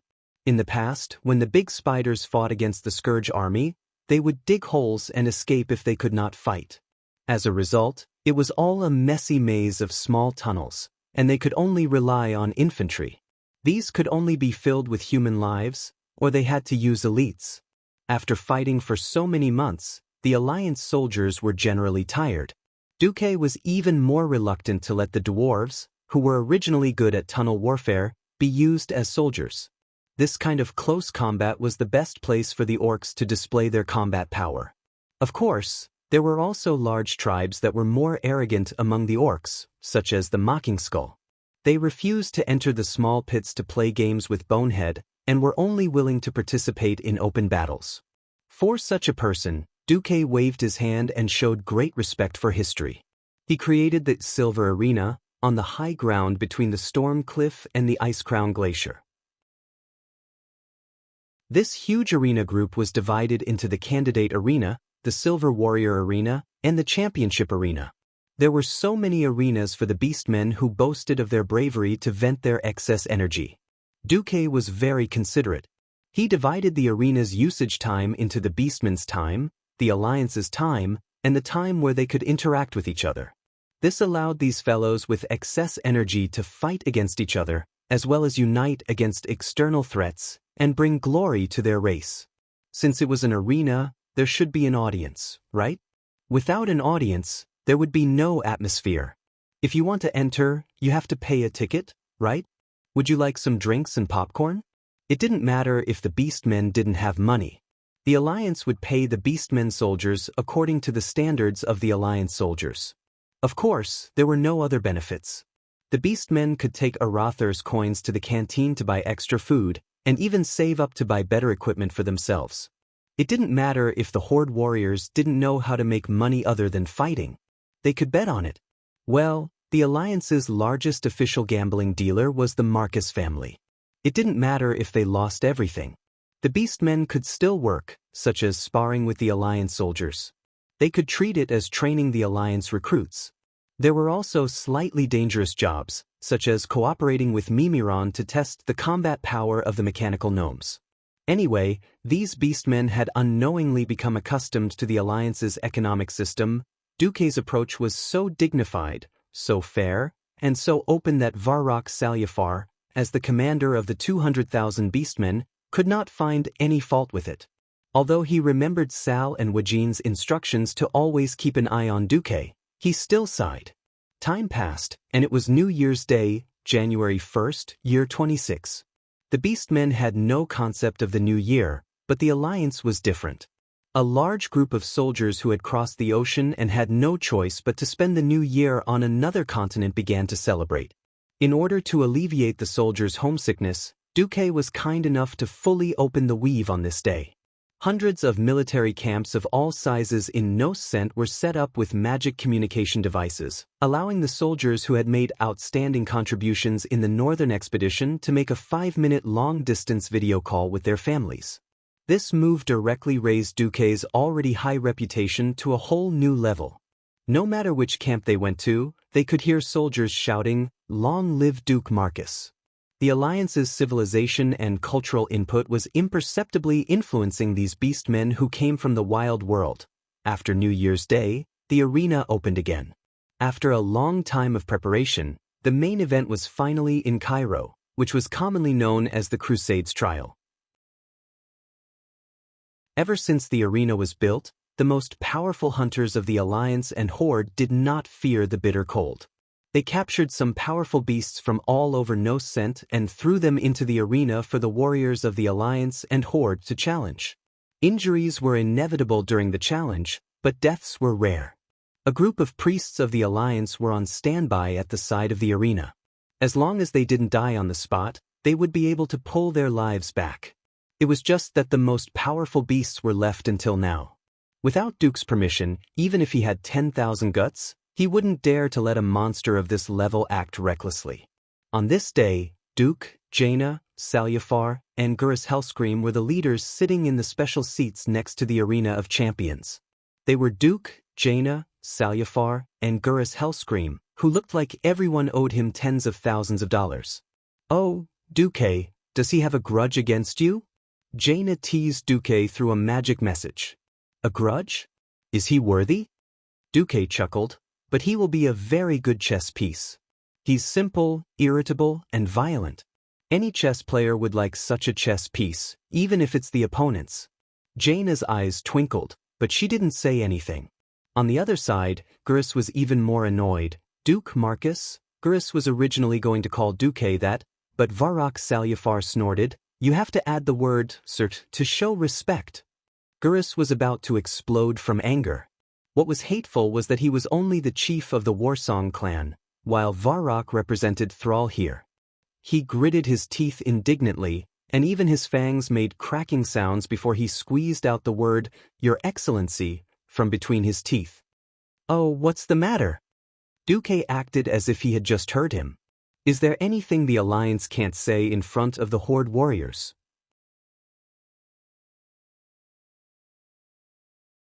Chapter 1659. Something you can't say? Of course it's a little. Jaina replied directly.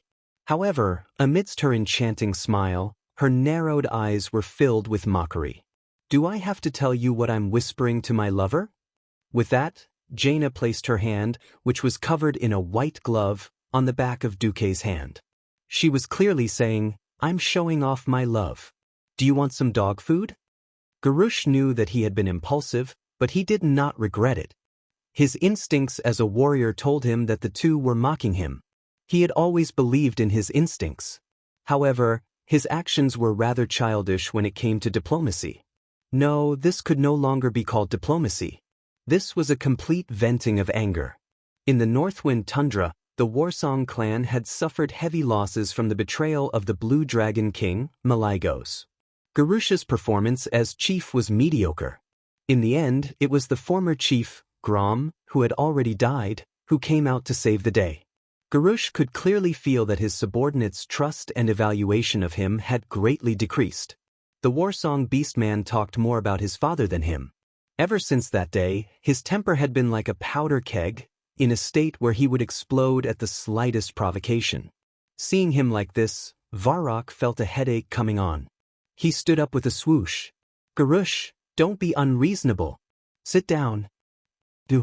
Garush's neck was red. The bulging arteries and veins in his neck looked as if 2 sausages had been stuffed into them. "This is the Northern Expedition Army, and this is the Supreme Commander of the Alliance. This is not your Warsong clan's hunting ground. If you continue to be rude, get the hell back to Orgrimmar." Varrock scolded sternly. In terms of status, Varrock Salyafar was the current chief of the Blackrock clan, on equal footing with Garush. In terms of status, as the supreme commander of the Great Chief, Salyafar had the authority to directly lead the entire Beastman army. During the tribal wars, even chiefs like Wajin and Kane had to listen to his commands. Garush, who was still inexperienced and had not even fully grasped the Warsong clan, did not have the confidence to challenge Varrock.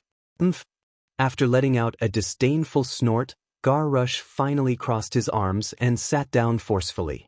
Little did they know that in psychology, crossing one's arms in front of one's chest was actually a defensive posture that prevented one from communicating with the other party. Varrock said apologetically, "Sorry, Garush is a brat from Nagrand. Young and impulsive, Sir Marcus. Please do not blame him." "Oh no. It's fine." Duque smiled and waved his hand. Of course, in his heart, Duque was laughing his head off. There would always be people with bad brains in this world. Should I say brainless Roar is indeed brainless Roar? How ignorant and fearless! Who gave you the courage to use such a trivial reason to challenge a demigod? If the great chief of the tribe was an idiot, then Duque would not hesitate to take care of the tribe first. Since he was familiar with the course of history, Duque did not mind watching Garush go further and further down the road of seeking death.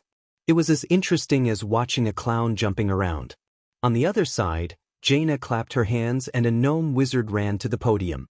"Hello, Honorable Alliance Commander Marcus. Hello, respected Sir Seraphar. I am today's host, Millhouse Mana Storm." The dwarf who spoke had a head of silvery white hair and a beard, as well as 2 rather eye-catching handlebar mustaches. He wore a blue wizard robe with golden edges and a pair of bright red trousers. He looked quite comical. What surprised Duque the most was his name. As a transmigrator, Duque would certainly not forget this incomparably famous and amusing gnome wizard. Gnomes were a highly intelligent race, and at the same time, they had a strong desire for knowledge. If there was a chance to use technology that they could not achieve to satisfy their thirst for knowledge, many people would do so. Of course, Millhouse did the same. In the original history, his first appearance was during the Burning Crusade. This guy intended to steal the Naru's spaceship and use the Naru's technology to explore the outside world. He stealthily boarded the ship of his dreams. But unfortunately, Kale, that's Blood Elf troops captured the Naru's spaceship. Then, to protect himself, Millhouse hid in the second cell. As a result, when the players were beating the boss of the anti-magic prison, this guy came out to help beat the boss. In history, Millhouse was a very famous person who caused a lot of trouble. In addition, he was the only wizard who survived after the teleportation failed and was lost in space. Duque just did not know why this amusing pharaoh would come here. He also did not know that this amusing pharaoh was already at the peak of the Radiant Moon realm and showed faint signs of breaking through to the Breaking Dawn realm. It was not that Duque was boasting, but as long as he personally helped Millhouse adjust the magic circuit, the Alliance would immediately have a third Breaking Dawn Great Wizard. It was just that this was quite unnecessary. First of all, it would affect Millhouse's growth. Secondly, once this guy entered the Breaking Dawn, they would have to find a position for him in the Dalajan, or at least one of the 6 members of the Kirin Tor Council. Then the question was, what would be the consequences of letting an amusing fool be a leader? The answer was, amusing was contagious. It would definitely be a nightmare to raise this crazy and curious gnome mage to the top. Duque would not be able to do anything and would be responsible for cleaning up Millhouse's mess all day long. Seeing Millhouse, Duque did not have time to say anything. Brainless Roar jumped out again. What is this? A lowly dwarf. Is there no normal people in the Alliance? Why should I listen to a lowly guy who can't even reach my knees? Brainless Roar's temper could be said to be unreasonable. He had a bad temper, and Millhouse was not easy to deal with. This irascible dwarf stood up with his hands on his hips, and the frost magic circuit worked rapidly. Almost instantly, an ice platform formed under his feet, lifting him to the same level as Gurus. Millhouse spat on Brainless Roar on the spot. Lowly? Buddy, I don't care who you are. No one dares to say that the mighty Millhouse is a lowly dwarf. Let me tell you, this is racial discrimination. My height difference with yours is at least 5 feet. Okay, maybe 6 feet. But so what? Do you believe that I can burn off your ugly legs with a fireball and reduce the height difference between you and me? At this moment, before everyone could react, another dwarf jumped out. I don't know what happened here, but I will be happy to deal with this unreasonable fool with Millhouse. What did you say? Brainless Roar clenched his fists and stood up. At this moment, Duque's leisurely voice was heard. Grom, control your son.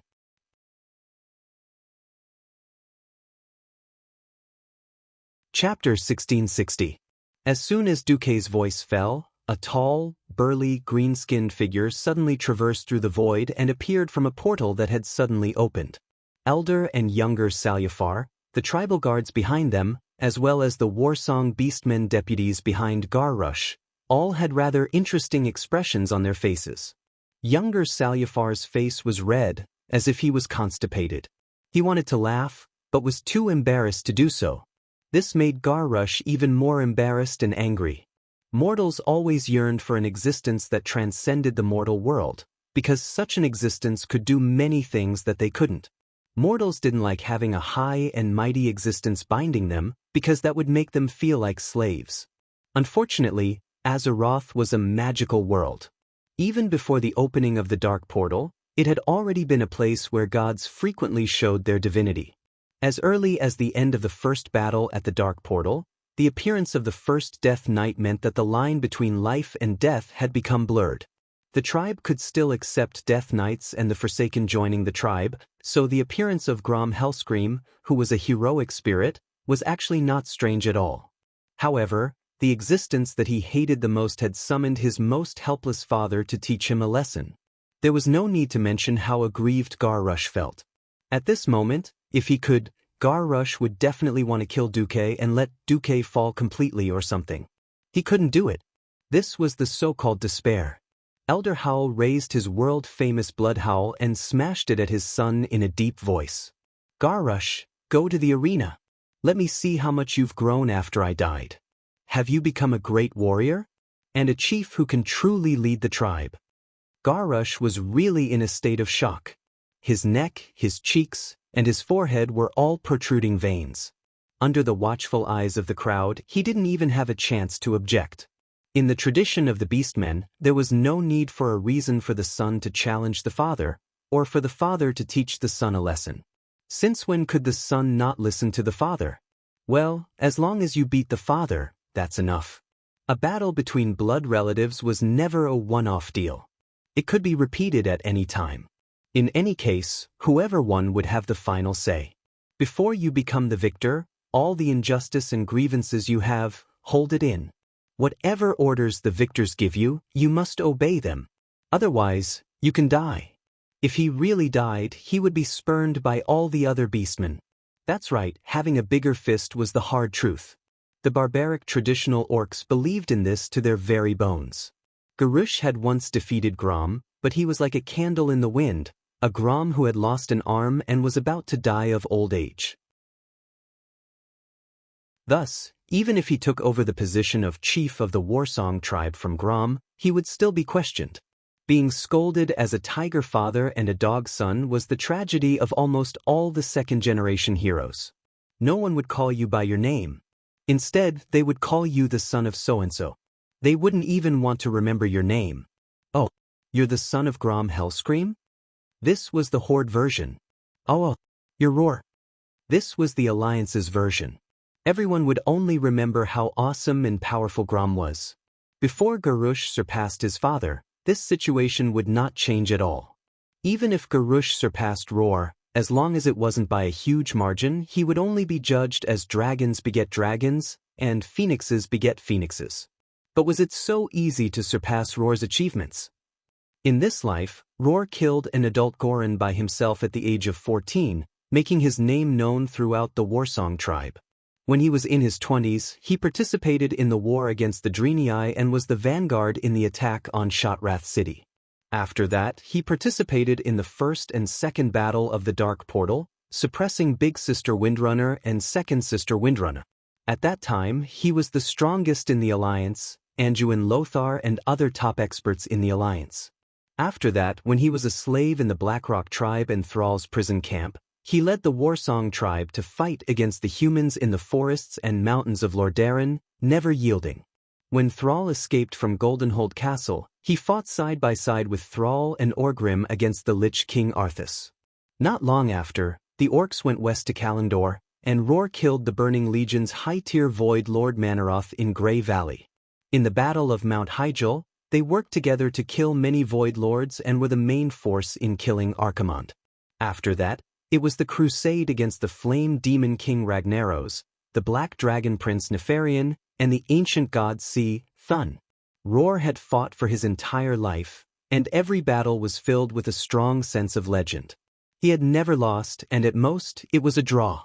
Such a great achievement, no matter how one looked at it, was 9 streets ahead of the young Garush. At this moment, Garush's round eyes were clearly saying things like, "Wouldn't it be better if you just died like this? Why did you become a human slave? Why did you come back to appear in front of me?" These eyes were very easy to understand. At the same time, there was also the hatred and anger towards Duque reflected in his eyes. Everything, fueled by the shame of his own strength and the faint fear of his father, was rising higher and higher. Although it was not to the extent of being uncontrollable, it seemed like it was only a matter of time before he lost control. "Let's go." Roar turned around and walked outside. Garush followed like a zombie. On the other side, the young Seraphar and the 2 dwarf wizards were silent.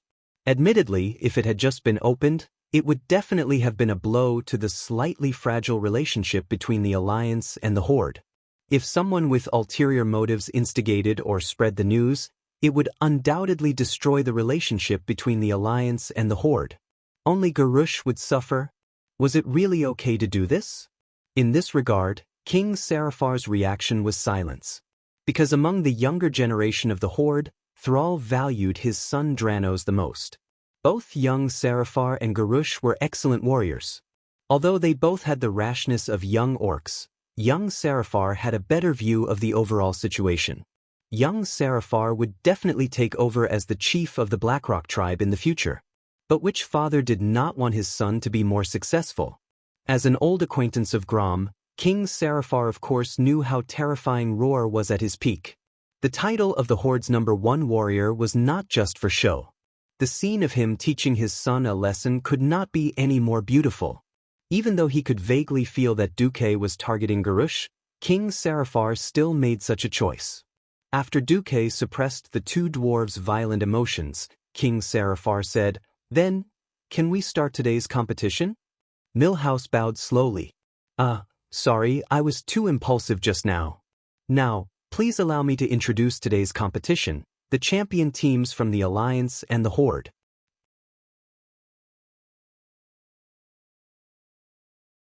Chapter 1661. Fighting. This would always be the main theme of the creatures. No world had unlimited resources. One day, they would find that there would never be too many places for them to live and reproduce. Limited resources and limitless reproduction requirements. This led to the inevitability of conflict. Why was the champion revered by everyone? It was because the victory of the champion was built on countless losers. Only by defeating the most and the strongest enemies could one bring the greatest sense of accomplishment. In front of Duque, King Seraphar, and the others were the two champion teams from the Alliance and the Horde. Millhouse's slightly shrill gnome voice sounded again. Come on! Warriors representing the Alliance and the Horde. On both sides of the special seats, two groups of people slowly walked out from the dark tunnel and onto the protruding platform at the side of the arena. Looking at these young and energetic faces, Duque couldn't help but smile. Back when he was still a newbie in Azeroth, he wasn't as good at fighting as these little guys. Duque suddenly noticed that both sides had 12 people. The Alliance had no Death Knights or Shamans, and the Horde had no Paladins. Duque was a little surprised, but then he felt relieved. Sure enough, this butterfly of his had stirred up the general trend of the world. Rothelma Theron was still at the level of a lackey, helping the lively Queen Sylvie. The Blood Elves didn't join the Horde, so naturally, the Horde didn't have any paladins. On the Alliance's side, even the Forgotten Ones were still a taboo, let alone the Immortals. Of course, they weren't so open-minded as to allow Death Knights to become official professionals. Similarly, for some reason, the Drenii didn't seem to have started their shamanic path. It felt a little messy. Duque didn't mind this. In Millhouse's introduction, Duque heard some unfamiliar names: Kavina Woodsong, Acilia Moonwalker, Ansa Forgemaster. Duque didn't have any impression of these little guys who were praised by Millhouse as the leaders of the new generation of the Alliance. After all, back in the game, Duque had beaten up the Horde warriors. Duque smiled. Heroes were created by the times. When the Dark Portal had just opened, it felt like anyone he met was a great person of the future. That era is gone forever. These little fellows might not be able to reach Jaina's level. However, every large organization was not simply composed of the strongest. The pyramid was the best representation of the ratio between the strong and the weak. Perhaps the ultimate victor would be decided by top-notch martial strength, but the true pillars of a large organization were the core members like the ones in front of them. Just as Millhouse finished his introduction, Duque stood up. He could clearly feel the excitement of this group of Alliance warriors. He cleared his throat, and his voice, which was clean and full of wisdom, was amplified by magic and spread to the entire audience. A true warrior must not only have the courage to face the most bleak and desperate situations, but he also needs a peaceful heart. In the future, perhaps some of you will become heroes of the Alliance. Perhaps some of you will die in battle. However, most of you will become the core members of the Alliance through your occupation. If the heroes in your eyes are the sharpness and shield of the Alliance, then the core members are the backbone of the Alliance. Only the backbone is the core that allows the Alliance to stand tall. I have high hopes for you, and I wish you all the best. I hope you can trust your comrades and completely integrate into the big family of the Alliance. Go. For the future of the Alliance, for the future of yourself and your friends, fight for it. Compared to Duque's calm speech, King Seraphar's speech was much more passionate. He personally walked over to the tribal warriors and encouraged them face to face. Unfortunately, his speech was still so old-fashioned. It was nothing more than the honor of the tribe, the traditions of the orcs, blah blah blah blah blah blah blah, and so on. Jaina came over and put her hand on the back of Duque's hand. She smiled and whispered, "Is it really okay to speak so unexciting?" Duque glanced at the tribal warriors who seemed to be on steroids and kept shouting. He snickered. If this was a one-on-one duel, I would undoubtedly lose by doing this. The second half of Duque's sentence was naturally that it was most appropriate for him to do so. Jaina was so smart that she understood on the spot. This Queen Kurtiras, who had always been a strong woman, showed a rare expression of a little girl. You're the most cunning. Sure enough, the following battle confirmed Duque's prediction. The tribal warriors on steroids were too fierce, so fierce that they forgot themselves and even easily gave up on the camp. Most of them just barely completed their own duties and focused more on attacking. It seemed that this was the so-called fierce as a tiger, but not a single enemy was killed. Almost all the Alliance warriors were injured from the start, but the Alliance quickly stabilized their position. The Alliance's battle strategy could be described in one sentence: focus fire on the shaman, desperately control the tree-shaped druid, constantly interrupt the priest's healing, and dispel all the tribe's continuous recovery and control skills. There were only 12 people, but the Alliance warriors fought like an army of 1,000. This scene moved King Seraphar on the spot. His mouth moved for a moment before he squeezed out a few words. "We're going to lose." "Lose? No way." Young Seraphar was also a guy with the word brave carved on his chest, so he couldn't tell for a moment. "Watch carefully and learn well. The gap between us and the Alliance is already comprehensive."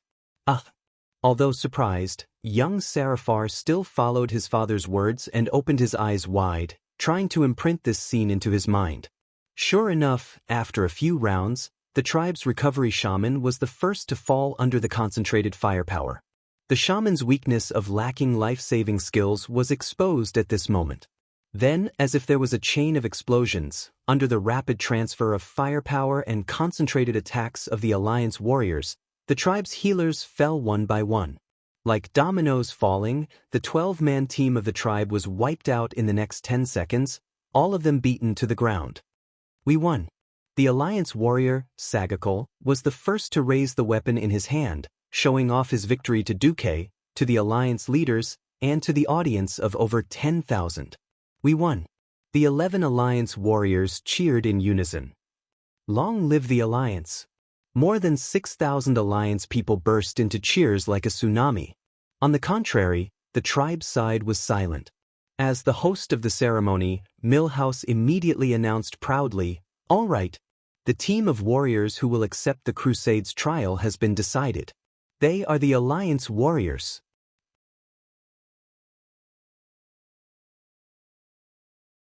Chapter 1662. To Duque, it didn't matter who was the challenger. If the Alliance and the Horde were in a honeymoon period, Duque wouldn't even mind going easy on the Horde. But now, of course, if they could win, it was because of their abilities. Why didn't Duque give them his blessings? "Good job. Reward." As a big shot in the Alliance, Duque casually took out top-grade equipment from his storage space that had never been seen on the market. Duque would only give equipment that was as old as the Molten Core to outstanding newbie professionals. The equipment that Duque casually gave out was at least as good as the Alcafon's treasury. There were only so many people in the Alliance's hero squad, and equipment was quickly worn out. Plus, each boss wouldn't respawn after being killed in one go, so the loot was 10 to 8 times more than in the game. It was easy for the hero squad to get more equipment. After Duque became a demigod, there were many additional benefits. As a former Void Lord and a demigod who had mastered the power of the soul, he could now erase the soul binding on equipment taken off by mortals. This was very simple: erase the soul imprint on the equipment. As long as it wasn't an artifact with basic or above self-awareness, there was no equipment that could withstand Duque's soul attack after it left its owner. This allowed the Alliance experts to use their equipment much more efficiently. Looking at the treatment of the local tycoons on the Alliance's side, looking at the happy warriors of the Alliance, almost all the tribal professionals were envious and had a pitiful look on their faces. The most painful thing was that when the arena was first built, all the Alliance and Horde soldiers were forced to not leave the arena early, regardless of whether they won or lost. The Alliance warriors were celebrating, and the Horde, which was mainly made up of orcs, felt very aggrieved. At that moment, King Seraphar stood up and jumped into the field from the side of the 5-meter-high stand. He pulled the dizzy orc warrior, Nahok Steelbreaker, to his feet. "Stand up. All of you stand up. You always claim to be the inheritors of the orc tradition. So what's your attitude toward the victors now?" King Seraphar pointed at the thousands of orc hostages and asked, "Is this the attitude of a victor?" "But they're not orcs," someone in the crowd said weakly. Old Salyafar waved his hand. What a joke. He pointed at the crowd of twin-headed ogres and said, "Do you see those ogres? Once upon a time, our ancestors were proud of killing an ogre alone, and they were heroes who killed Goron alone. But today, they are in the Horde's army, fighting side by side with us orcs like our brothers. Isn't it because we worship the strong? Why can we even accept our former mortal enemies?"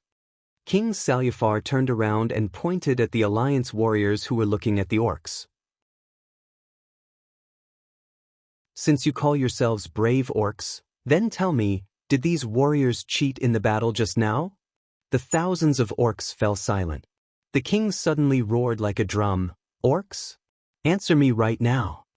As if awakened from a dream, the thousands of orcs stood up in unison and answered, "No, no." It was another question that seemed to wake the world up. So their victory, was it a glorious victory? The thousands of orcs answered in unison again, "Yes." Using all the strength in his body, he practically roared out every drop of air in his lungs. At that moment, it was as if he was possessed by Lord Roar. His voice was like thunder. "Then all of you should King applaud and cheer for the winner. Otherwise, you're not fit to call yourselves warlike orcs." After being stunned for a full 2 seconds, the orcs burst into cheers that could topple mountains and overturn seas. The victors should be praised. Well fought. Your battle tactics are amazing. When I go back, I'm going to practice my little bastard's battle tactics. The Alliance audience was stunned for half a second, then followed suit and shouted like a storm. "Ha, that's more like it. If you want to fight alongside us, you have to be strong." Amidst the cheers, the orc warriors walked towards the Alliance warriors. Nahok lightly punched the chest armor of the Alliance warrior, Sakagar. "Brother, you fought beautifully just now. You're the real main tank that supports the team. Your whirlwind was beautiful too." Sakagar smiled back. Unknowingly, the atmosphere between the Alliance and the Horde began to harmonize. At that moment, Duque stood up and waved his arms.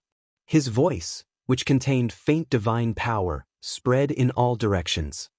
"I, Duke Marcus, hereby propose that since the Alliance and the Horde will be facing the Lich King's terrifying undead army in the upcoming Battle of Icecrown Glacier, for the future of all the living, the warriors of the Alliance and the Horde should form a team and participate in this crusade together.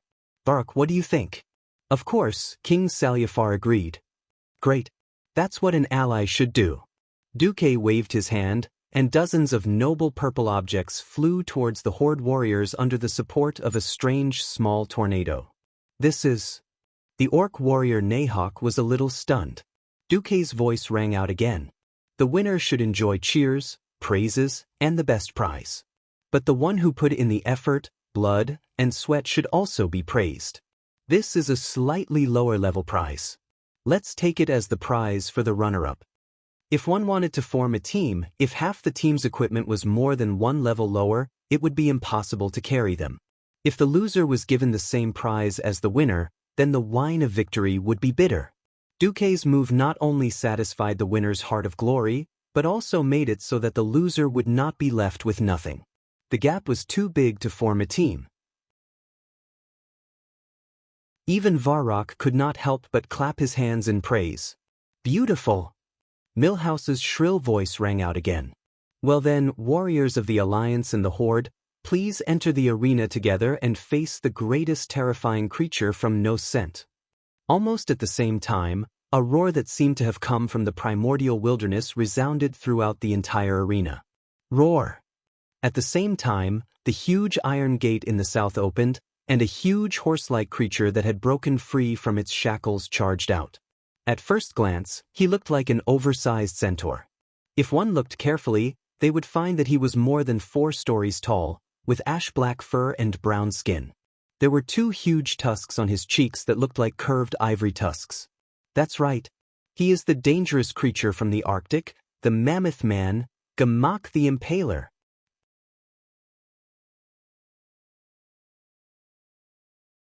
Chapter 1663. The Mammoth Men were a fierce creature that lived in Northrend. In a sense, they were like the Lords of the Abyss, except that their lower bodies were not as fat. The Mammoth Men were savage by nature. Once they gathered together, they would inevitably kill each other. This was also the main reason why they were not a big threat. As a very challenging gladiator, the mammoth men were not bad. Wow, which hunter is strong enough to capture this guy? Duque asked casually. Jaina, who was next to him, giggled. Something was wrong? Hey, Jaina, confess now or you will be punished. Duque threatened. Jaina betrayed her best friend. It's the Windrunner sisters. Duque's face darkened. There were 4 Windrunner sisters, and the 4th, Lilith, did not have the ability to capture a monster like Gomerk the Impaler. As the second sister, Queen Sylvia would basically be drowned by the sea of documents that Lord Thema handed over if she did not participate in high-intensity hero battles. With her strong sense of responsibility, she would never abandon her people and run off to hunt. Then the rest, since they were sisters, F***ck. Duque could not stay calm anymore. He opened the portal angrily and ran off to interrogate them. A few minutes later, just as Jaina was getting impatient and was about to open Karazhan's magician's eye to to inspect the situation, Duque, who was completely gloomy, came back. Yo, my invincible man, why do you look like you lost a battle? Ugh, I lost my eloquence. That's right, it was Aurelia and Winrisa who had come out to hunt. When Duque asked them why they did not take care of the baby and instead came out to hunt with their big bellies, the Windrunner sisters argued. Duque, you big liar. You clearly don't want the baby to come out earlier. Look at how many years we've been pregnant? Taking care of the baby? It's so stuffy. What's the meaning of keeping our bodies so ugly for so long? Danger? It's not dangerous at all. It's not like we're going to fight against an elemental lord or an ancient god. A few beasts that aren't even demigods can't stop us, sisters. We also have Sister Lilith as our bodyguard. Let me tell you, after you defeat Arthas, hurry up and transfer your magic power over, or else you'll be waiting for 1 corpse and 2 lives. Oh, it should be 2 corpses and 4 lives. After being bombarded by the 2 sisters like a machine gun, a certain Du was defeated. Have you been discovered? Jaina teased Duque. Actually, he had discovered it long ago. It's just that they love me and don't want me to be distracted, so they didn't expose me. That's right, Duque didn't give enough mana to Aurelia and Sasha's child on purpose. This allowed him and the Windrunner sisters' children to grow up peacefully. In fact, if the magic power was abnormally abundant, the child might have already been born and could be used as soy sauce. It was precisely because there were too many uncertain fates that caused Duque to be hesitant. He completely couldn't dissuade them, so he allowed them to conceive first. Sigh, what kind of existence is a descendant to me? Duque sighed. The social environment was bad, and the birth rate was low. This was almost a sociological conclusion. Really, you were the one who encouraged birth in the Alliance. You even created a Valentine's Day back then. You even wasted my expression. Faced with Jaina's ridicule, Duque was powerless to retaliate. In the arena below, the mammoth man Boskamak, who only had 1 attack mode, had already been defeated. Immediately after was Photophobia and Sourthroat. These were 2 large worms without eyes. They had a pair of bull horns on their heads, and on both sides were neatly curved sharp horns. They were like centipedes, but centipedes had legs that could move, while Photophobia had spikes.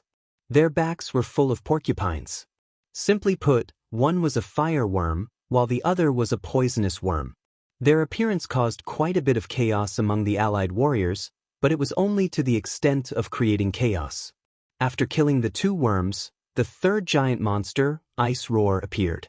This was a giant northern gorilla with a pair of curved goat horns on its head, blue skin, and white fur all over its body. Although it had extraordinary brute force and could also turn people into popsicles within the range of the cone, its strength was completely insufficient in front of the warriors who were gradually working together. Soon, Ice Roar was also killed. Victory! Let's cheer for our warriors. Millhouse stirred up the emotions of the audience very well. After all, this was a warrior group formed by the Alliance and the Horde. It was always easy to make people's blood boil when they saw a powerful creature that was larger than themselves. Thunderous cheers rang out incessantly. After a short break, the second round of the trial began. When a short dwarf mage stepped into the middle of the arena, Duque immediately recognized that this was one of the two dwarves who wanted to fight with brainless roar. "Hello everyone, I am the Radiant Moon Dwarf Warlock Wilfred. Now, I will conduct a slightly more dangerous summoning ceremony. What is about to be summoned will be a powerful elite demon.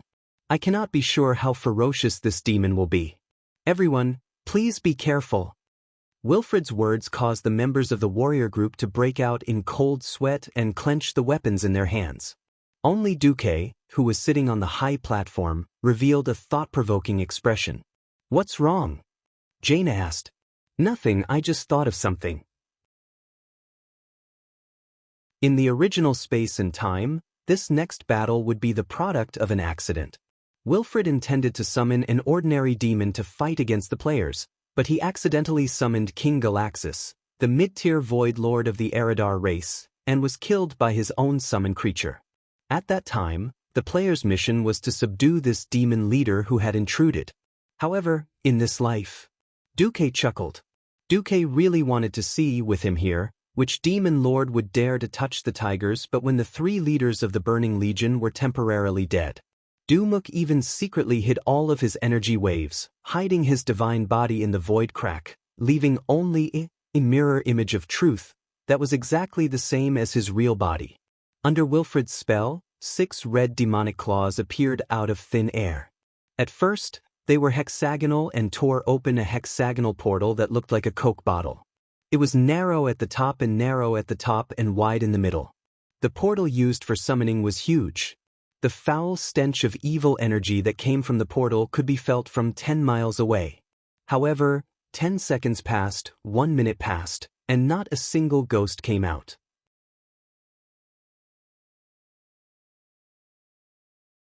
Chapter 1664. Haha.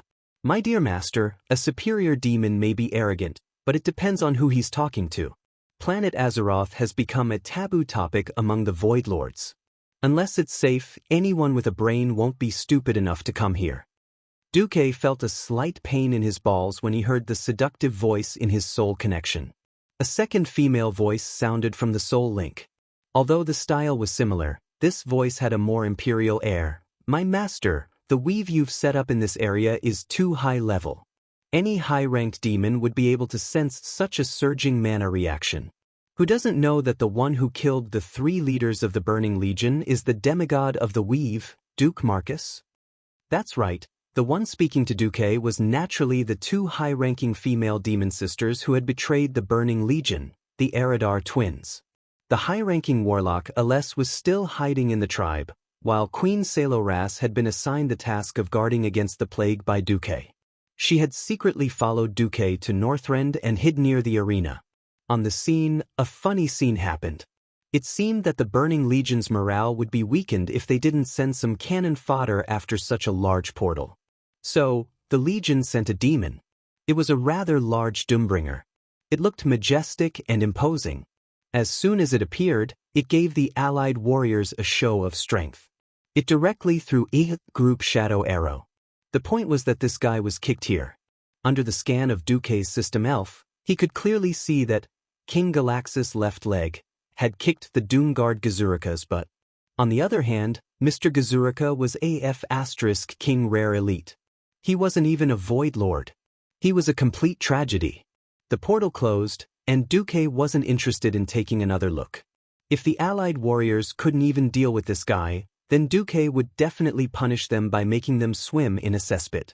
Jaina was already laughing so hard that her stomach hurt. "Alright, I'll go back and warn Wilfred.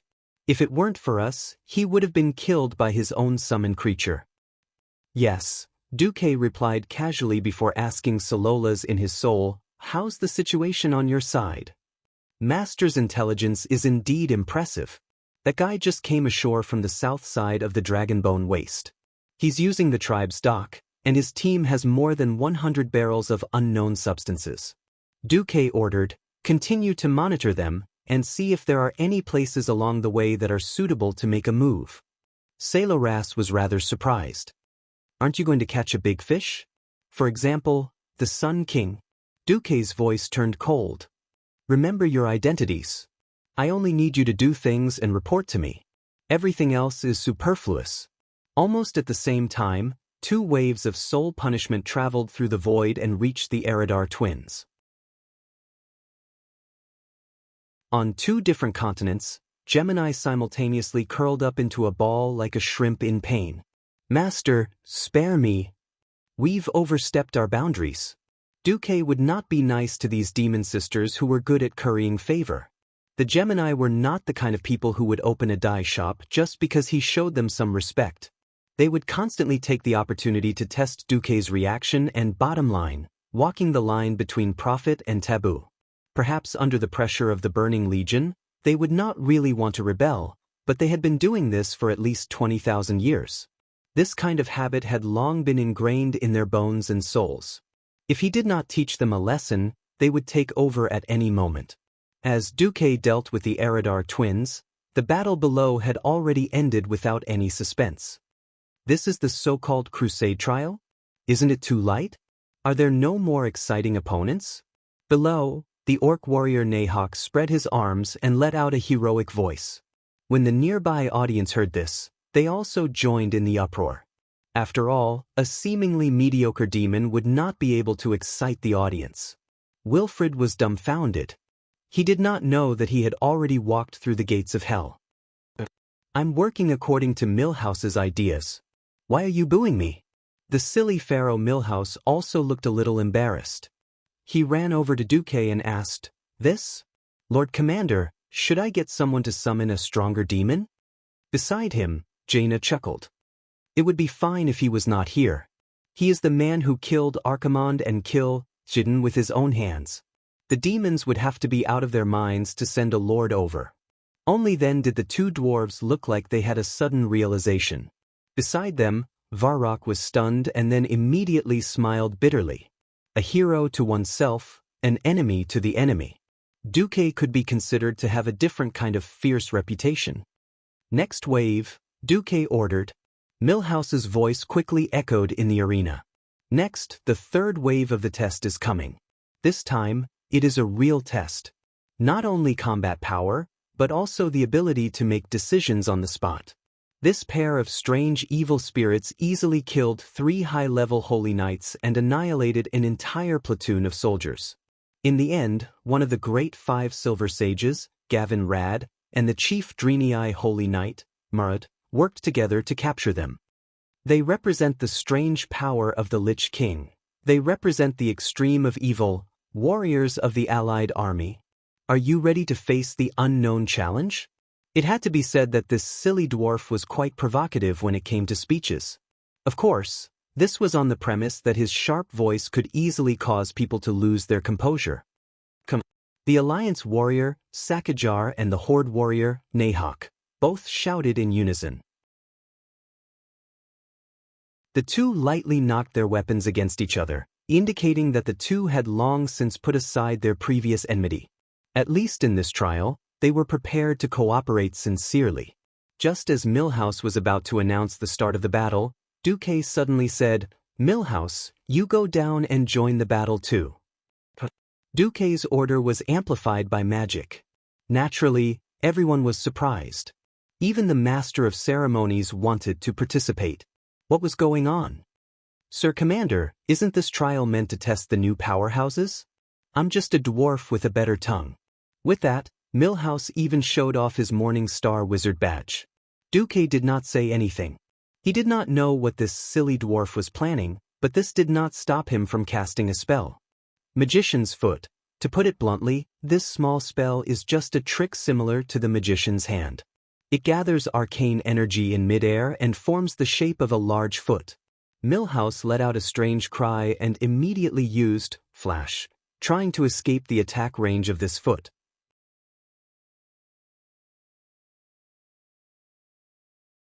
Chapter 1665. However, if he could escape, Duque would write his name backwards. The mage's foot was like a maggot in a bone, accurately kicking the dwarf's but in sending him into the arena. Ouch! The dwarf let out an exaggerated scream, then got up from the ground holding his waist. "My old bones." Even if you're the commander of the Alliance, you can't beat an old man like this, can you? Milhouse was trying to gain sympathy. Duque laughed. Pretentious. Keep pretending.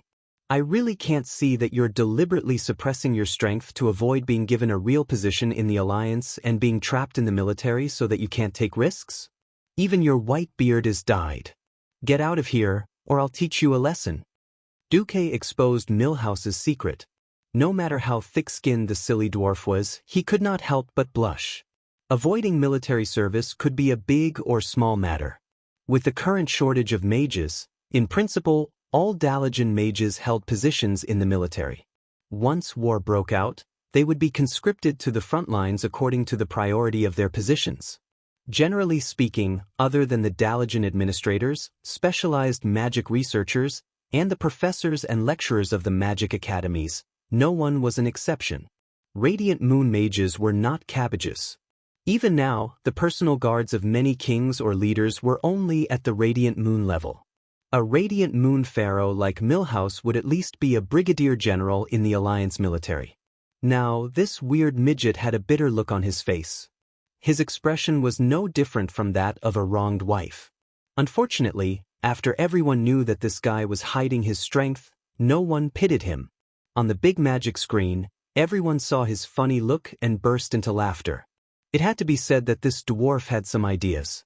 This madman had actually connected his ice and fire elemental magic circuits, using the principle of ice and fire to counteract each other. Originally, by doing this, even if he didn't blow up his own magic circuit, he would still be able to create a compound spell like Frostfire Arrow. However, this guy had perfected the magic power conversion. Using his more powerful arcane circuit, he transferred the ice and fire elements back into the magic gem. That's right. By constantly releasing his own magic power, he was forcefully suppressing his own magic waves. If Duze was not a transmigrator and knew that Milhouse Mana Storm was not a weakling, he would not have used his demigod elemental sense to sense the flow of magic in his body.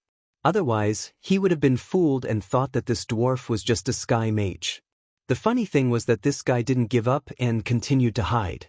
His elemental undulations rippled out, and everyone could sense the increase in his mana.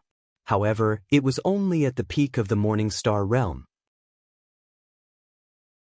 Of course, as a member of this warrior team, he was definitely of an outstanding standard. Since it was an order from the Supreme Commander, no one minded. Just focus on attacking the enemy. You don't have to control the battlefield. After all, we haven't worked together before. Alliance's captain, Shah Gar, arranged. All right. In any case, mages didn't cause any trouble and were pure damage output. They were a large cannon. On the other side, another dwarf, Wilfred, took over the role of the master of ceremonies. He announced loudly, "All right. The brave warriors of the Allied forces are about to face the next wave of tests. They are the terrifying undead sisters, the Wagri twins." On the battlefield, one black and one white, two undead in the form of angels wearing black and white armor appeared. Milhouse had started to cause trouble. "Wait, I need to make some preparations. You guys go first, I'll make some water." With that, he hid at the back of the team and began to cast water-making spells and food-making spells. He didn't care that his voice was amplified by magic and could be heard by everyone present. Shah Gar's eyes widened. Damn, is this a lazy person with a lot of sh*T and P? Or does he specialize in causing trouble? But the enemy had already appeared. As the main tank, Shah Gar could only ignore this crazy dwarf and rush forward to take on the black enemy, the darkness evil messenger Edith. On the other side, the orc warrior Nahawk took on the light evil messenger Fiora. On the other side, Milhouse didn't care whether the battle in front of him was earth-shattering or bloody. He didn't care what the hell those strange pure white or pure black light balls were. He continued to talk to himself like a lunatic. Great, next, I need some protective spells. This guy stood up and cast Ice Barrier and Magic Shield on himself. Just when the audience of more than 10,000 thought that this dwarf, who had been taken care of by Duque, was about to start fighting, he sat down again. Of course, I need to replenish my mana first. You guys will see my power. Just wait a little longer. With that, he sat down to drink water to recover his mana and eat bread to recover his health. *CK. This works too? The audience's eyeballs almost popped out of their sockets. Only Duke could see through the system Elf's elemental analyzer that this genius gnome was actually adjusting his own magic circuits at lightning speed, straightening out the previously messed up magic circuits and reconnecting them once again. Gianna, do you see it? I see it. Gianna smiled like a flower. This clever Queen Courtieres was probably already thinking about how to abduct Millhouse to her side. On the other side, the allied warriors in the fierce battle ahead had gradually found their way and discovered the secret of the Wagri twins. We can't let these two stay together. If they are of the same color, their damage to me and vice versa will be reduced. If they are of the opposite color, their damage will be increased. What kind of move is this? Damn it. They've replied. In order to fully achieve the effect of the trial, other than the two gods who had captured the Wagri twins, the information of the enemy was completely confidential to the trial takers. This was the only way to achieve the effect of the trial. After all, on the battlefield, when encountering an unknown enemy, there would not be so many transmigrators to give you spoilers. When facing an enemy that could not be taken down in a short period of time, how to see through the characteristics of the enemy's attacks and how to find the enemy's weakness was a problem that every professional had to consider. In the professional training classes, as well as in the military schools that specialized in training alliance commanders, there were professionals who taught newbies how to think and how to find their own way to defeat the enemy. Duque was very satisfied to see that this temporarily formed team of warriors had quickly stabilized their footing after the initial panic and confusion. The healers worked hard to restore the team's health, and the damage dealers began to carefully look for the enemy's weakness, although from Duque's point of view, the team's situation was a little bad because of the high consumption of magic power. It was precisely because he considered this possibility that Duque kicked the damn dwarf mage into the field. As expected, the sharp dwarf voice sounded again. "Hey, I'm ready. So, which idiot is ready to get a good beating now?"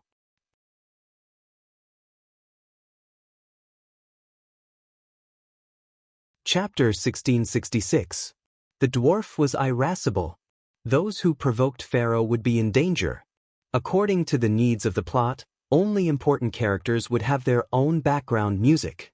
However, what made Duque not know whether to laugh or cry was that when he saw the majestic Millhouse, whose body was surging with elements that attracted attention like a spotlight, the first thing that came to Duque's mind was actually the melody of The Return of the King. What a joke! So even a lunatic could have a moment of brilliance? One could say that Millhouse was unreliable, and one could use all kinds of reasons to attack him, but this guy really had a brain. When the light evil messenger Fiora opened her shield and was about to cast Twin Coordination to recover her and the dark evil messenger's soul power, vitality, Millhouse made a small jump and separated his left and right hands, one in front and one behind, as if he was stretching them. In the next second, the frost elements that were so strong that they definitely exceeded the level of the current warrior group suddenly exploded on his body, forming a small tornado. A white frost arrow broke through the chaotic atmosphere and headed straight for Fiora's face. Pa! The powerful magic attack not only destroyed Fiora's shield, but the aftermath of the magic attack also directly hit Fiora's face, causing her to have a short pause in her spellcasting. Once again, Millhouse was the first to react. He directly flashed to close the distance between them, and his freed right hand directly went up to cast an anti-magic spell. The deliberately condensed chaotic magic dispelled the twin coordination that was about to be completed. The Waglio twins' attempt to recover was directly interrupted. When people of the same color stand together, there seems to be a bonus. The healer is of the same color, and the attacker is of a different color. Duque did not expect that Millhouse would actually be able to hold the entire scene in one go. This scene really surprised Duque. The potential that was displayed did not necessarily mean that it would be realized as strength. Under the combined effect of a series of internal and external factors such as hard work, mentality, willpower, and opportunities, the potential would grow into strength. Although the group of Alliance and Horde warriors present seemed to be very powerful, as if all of them could grow to the level of the 5 Silver Saints or Sal. Unfortunately, as far as Duque knew, in the original history, no one here could grow to that level. Even Milhouse, who was still active until the end of Return of the Legion, was just a follower, not a big shot in the Justice camp. However, since Duque could change so many people's fates, he wouldn't look at the people around him the same way he used to. It seemed that the shackles of history had been broken by Duque's arrival. Just look, in history, the Van Cleef father and daughter duo were just unranked bosses, but now they were the top 2 thieves in the alliance. Sylvanas, who should have died and become the Forgotten Queen, not only lived well, but also became a demigod.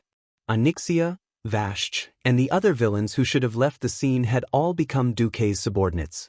Duque would not be too surprised if someone like Milhouse grew to become a heaven-defying monster.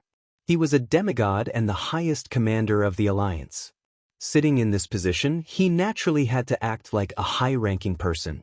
He would not participate in a trial of this level. He was like a real god, sitting above the clouds and quietly watching the efforts and struggles of mortals. Only existences at the same level of demigod or above were worthy of Duque taking action. For example, suddenly, there was an abnormal roar coming from the ground. Immediately, a violent shock spread to every corner of the arena. The ground of the arena where the Wagri twins were fighting fiercely collapsed. What the hell? What happened? Save, all the Alliance warriors, together with the Wagri twins, along with thousands of tons of large and small gravel, fell into a seemingly bottomless pit. Duque suddenly stood up and shouted angrily, "How dare you!" Of course, he knew that the final boss of the Crusader trial was the great beetle king, Anub'alak. This former king of the Spider Kingdom, Izunirab, had become one of the most powerful minions of the Scourge army after being killed and enslaved by Arthas. However, under normal circumstances, he would wait until the trial taker defeated the Wagri twins before taking action. Now, he obviously wanted to disrupt this step. Perhaps it could be said that this ability to seize the opportunity to launch a fatal blow was quite admirable. However, you little worm, do you really think that I don't exist? Duque was furious. With just a thought, Duque's subordinate, the wind elemental envoy Thaddeus, appeared from the magic net. Thaddeus, who was wearing a full set of armor, waved his semi-illusory arm and summoned small tornadoes that enveloped every warrior. The divine emissary Alonsis Fail's illusory image also appeared. He waved his staff and opened an incomparably huge, holy word, shield, using holy light to form a barrier between the arena and the stands, preventing the flying gravel from hitting the audience. At the same time, the frost emissary Saffron's illusory image charged out of the magic net. It followed the deep black hole and charged towards the bottom of the cave at a speed faster than a freefall. It could completely feel the anger of its master, Duque. It wanted to teach the undead bug king who dared to appear early a lesson. Just as an intense frost dragon breath was brewing in Saffron's chest, an even larger skeletal dragon claw suddenly broke through the vertical wall of the cave and grabbed Saffron's neck. Roar!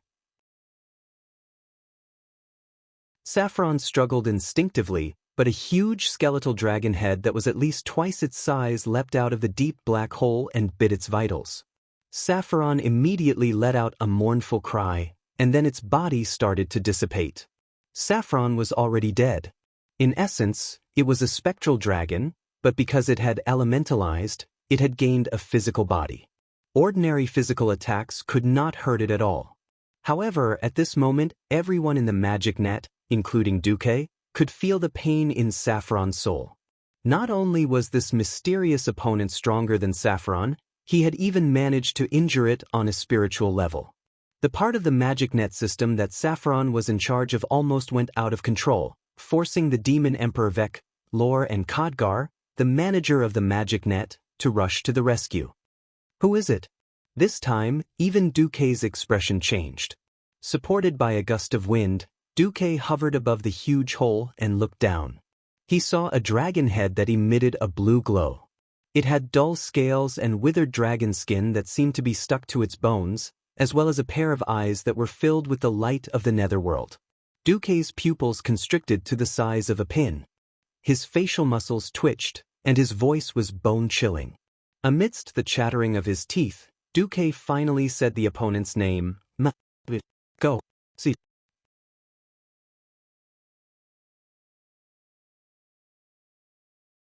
Chapter 1667. Maligos suddenly laughed out loud. Haha. Destroy me? Don't make me laugh. You despicable person, didn't you take advantage of my mental weakness to seize control of the elements? Now I'm not crazy. I just want to ask, how can you beat me? The strong elemental fluctuations shook the entire atmosphere in the arena. Even after Maligos died and became a Dracolic, this characteristic did not weaken. Seizing control of the elements was a test of a pharaoh's basic skills. Although it was basic skills, it tested many things: elemental affinity, understanding of the habits and structure of the elements, the level of instilling the will into the elements. It did not make sense at all.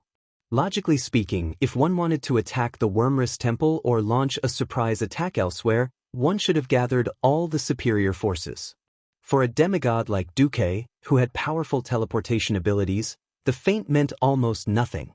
In the eyes of the other pharaoh, Duque's control of the frost elements around him was snatched away almost immediately, and he looked miserable.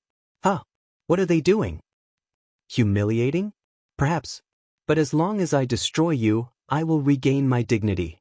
Getting angry with a lunatic would only make one as tasteless as a lunatic. Duque would not do such a thing.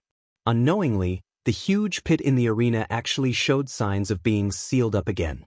Not far away, Salyafar and Big Salyafar had already pulled out their weapons, but they were a little embarrassed.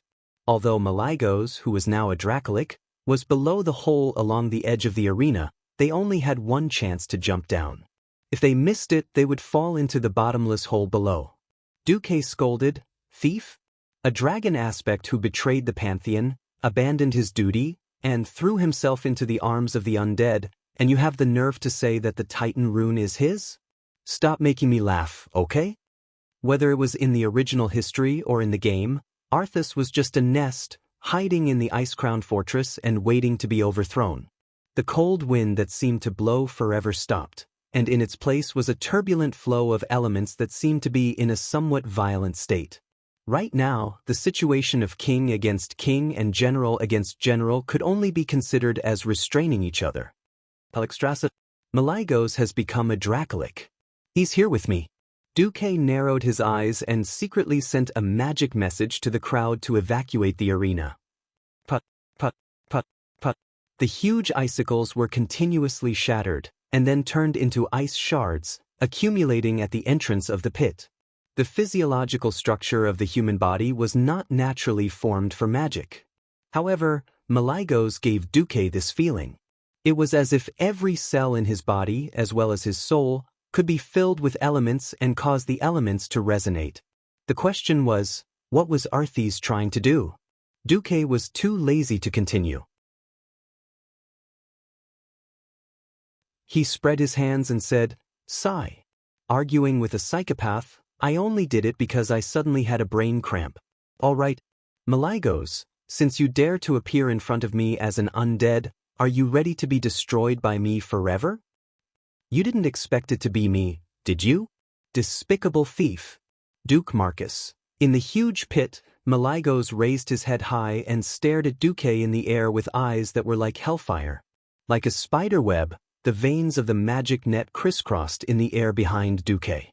Different magic net channels emitted different colors of light. Both sides knew that they were both demigods. Whether it was the Red Dragon Queen's side or Duque's side, they could not do anything to each other in a short period of time. Once the battle dragged on, it would turn into a decisive battle. Although this was the periphery of the Ice-Crown Glacier, it was not as effective as the Ice-Crown Fortress. Hundreds of hands of magic appeared in midair and enveloped the dark pit in a hemispherical shape. Arcane missiles the size of water tanks formed a heavy rain that poured into the pit. The real battle was between Duque and Maligos. *CK. As expected of a veteran demigod. Duque could not help but curse. Dozens of sharp icicles the size of pillars shot into the sky like rockets, shooting at Duque in the air. Of course, the second fool was not a weak lowly. At least, she would not cause trouble everywhere like she was now. Duque had the system genie. With more than 1,000 threads, he could independently inject different willpower to snatch frost elements. However, in terms of elemental affinity, Duque naturally lost. Duque was called a thief because he had taken the Titan rune that originally belonged to Malygos. However, Duque did not feel guilty at all. The ports of the 4 elemental realms suddenly enlarged so that more elements could enter the magic net. It could not be helped. Beastmen could not fly. The magic net that should not have been visible to the naked eye became visible due to the extremely exaggerated elemental charge. Betrayal? I am clearly the master of all magic and elements in Azeroth. You damned thief, you took advantage of my moment of inattention to steal the secrets of magic and create the magic net that blasphemes the magic elements of this world. The real traitor is you. Malygos roared angrily. Compared to Malygos, Duque was more like a mountain king in the frost elemental realm, while the former Blue Dragon King was a natural king, the master of the entire frost elemental realm. Pursing his lips, Duque waved his hands quickly. Combined with the incantations in his spiritual sea, Duque began his counterattack. Bastard! Duque suddenly realized something and became furious. Just as Duque saw Malygos, who was either an undead dragon or a Dracolic, appear, he received an urgent message from Alexstrasza. Duque, come over immediately. Arthas has appeared. He's standing on the inner side of the Gate of Divine Wrath, confronting me. The butterfly effect was interesting at times, but it was also a pain in the ass at other times. Almost as soon as the Spectral Dragon King finished speaking, Duque suddenly felt that he had lost control of the frost elemental realm in this area. The only one who could help Duque was Jaina. She summoned an ice pedestal and supported herself in midair. However, this pedestal was not safe, as it could be smashed by Malygos at any time. Ha! You claim to be a demigod of the magic net, how can you allow your control of the frost elemental realm to be stolen? Don't you feel ashamed? Malygos laughed maniacally as he waved his skinless, almost bony front claws. You're tuning in to the Wang Lin's Journey YouTube channel. Don't forget to subscribe and join us on this journey to catch the most captivating stories,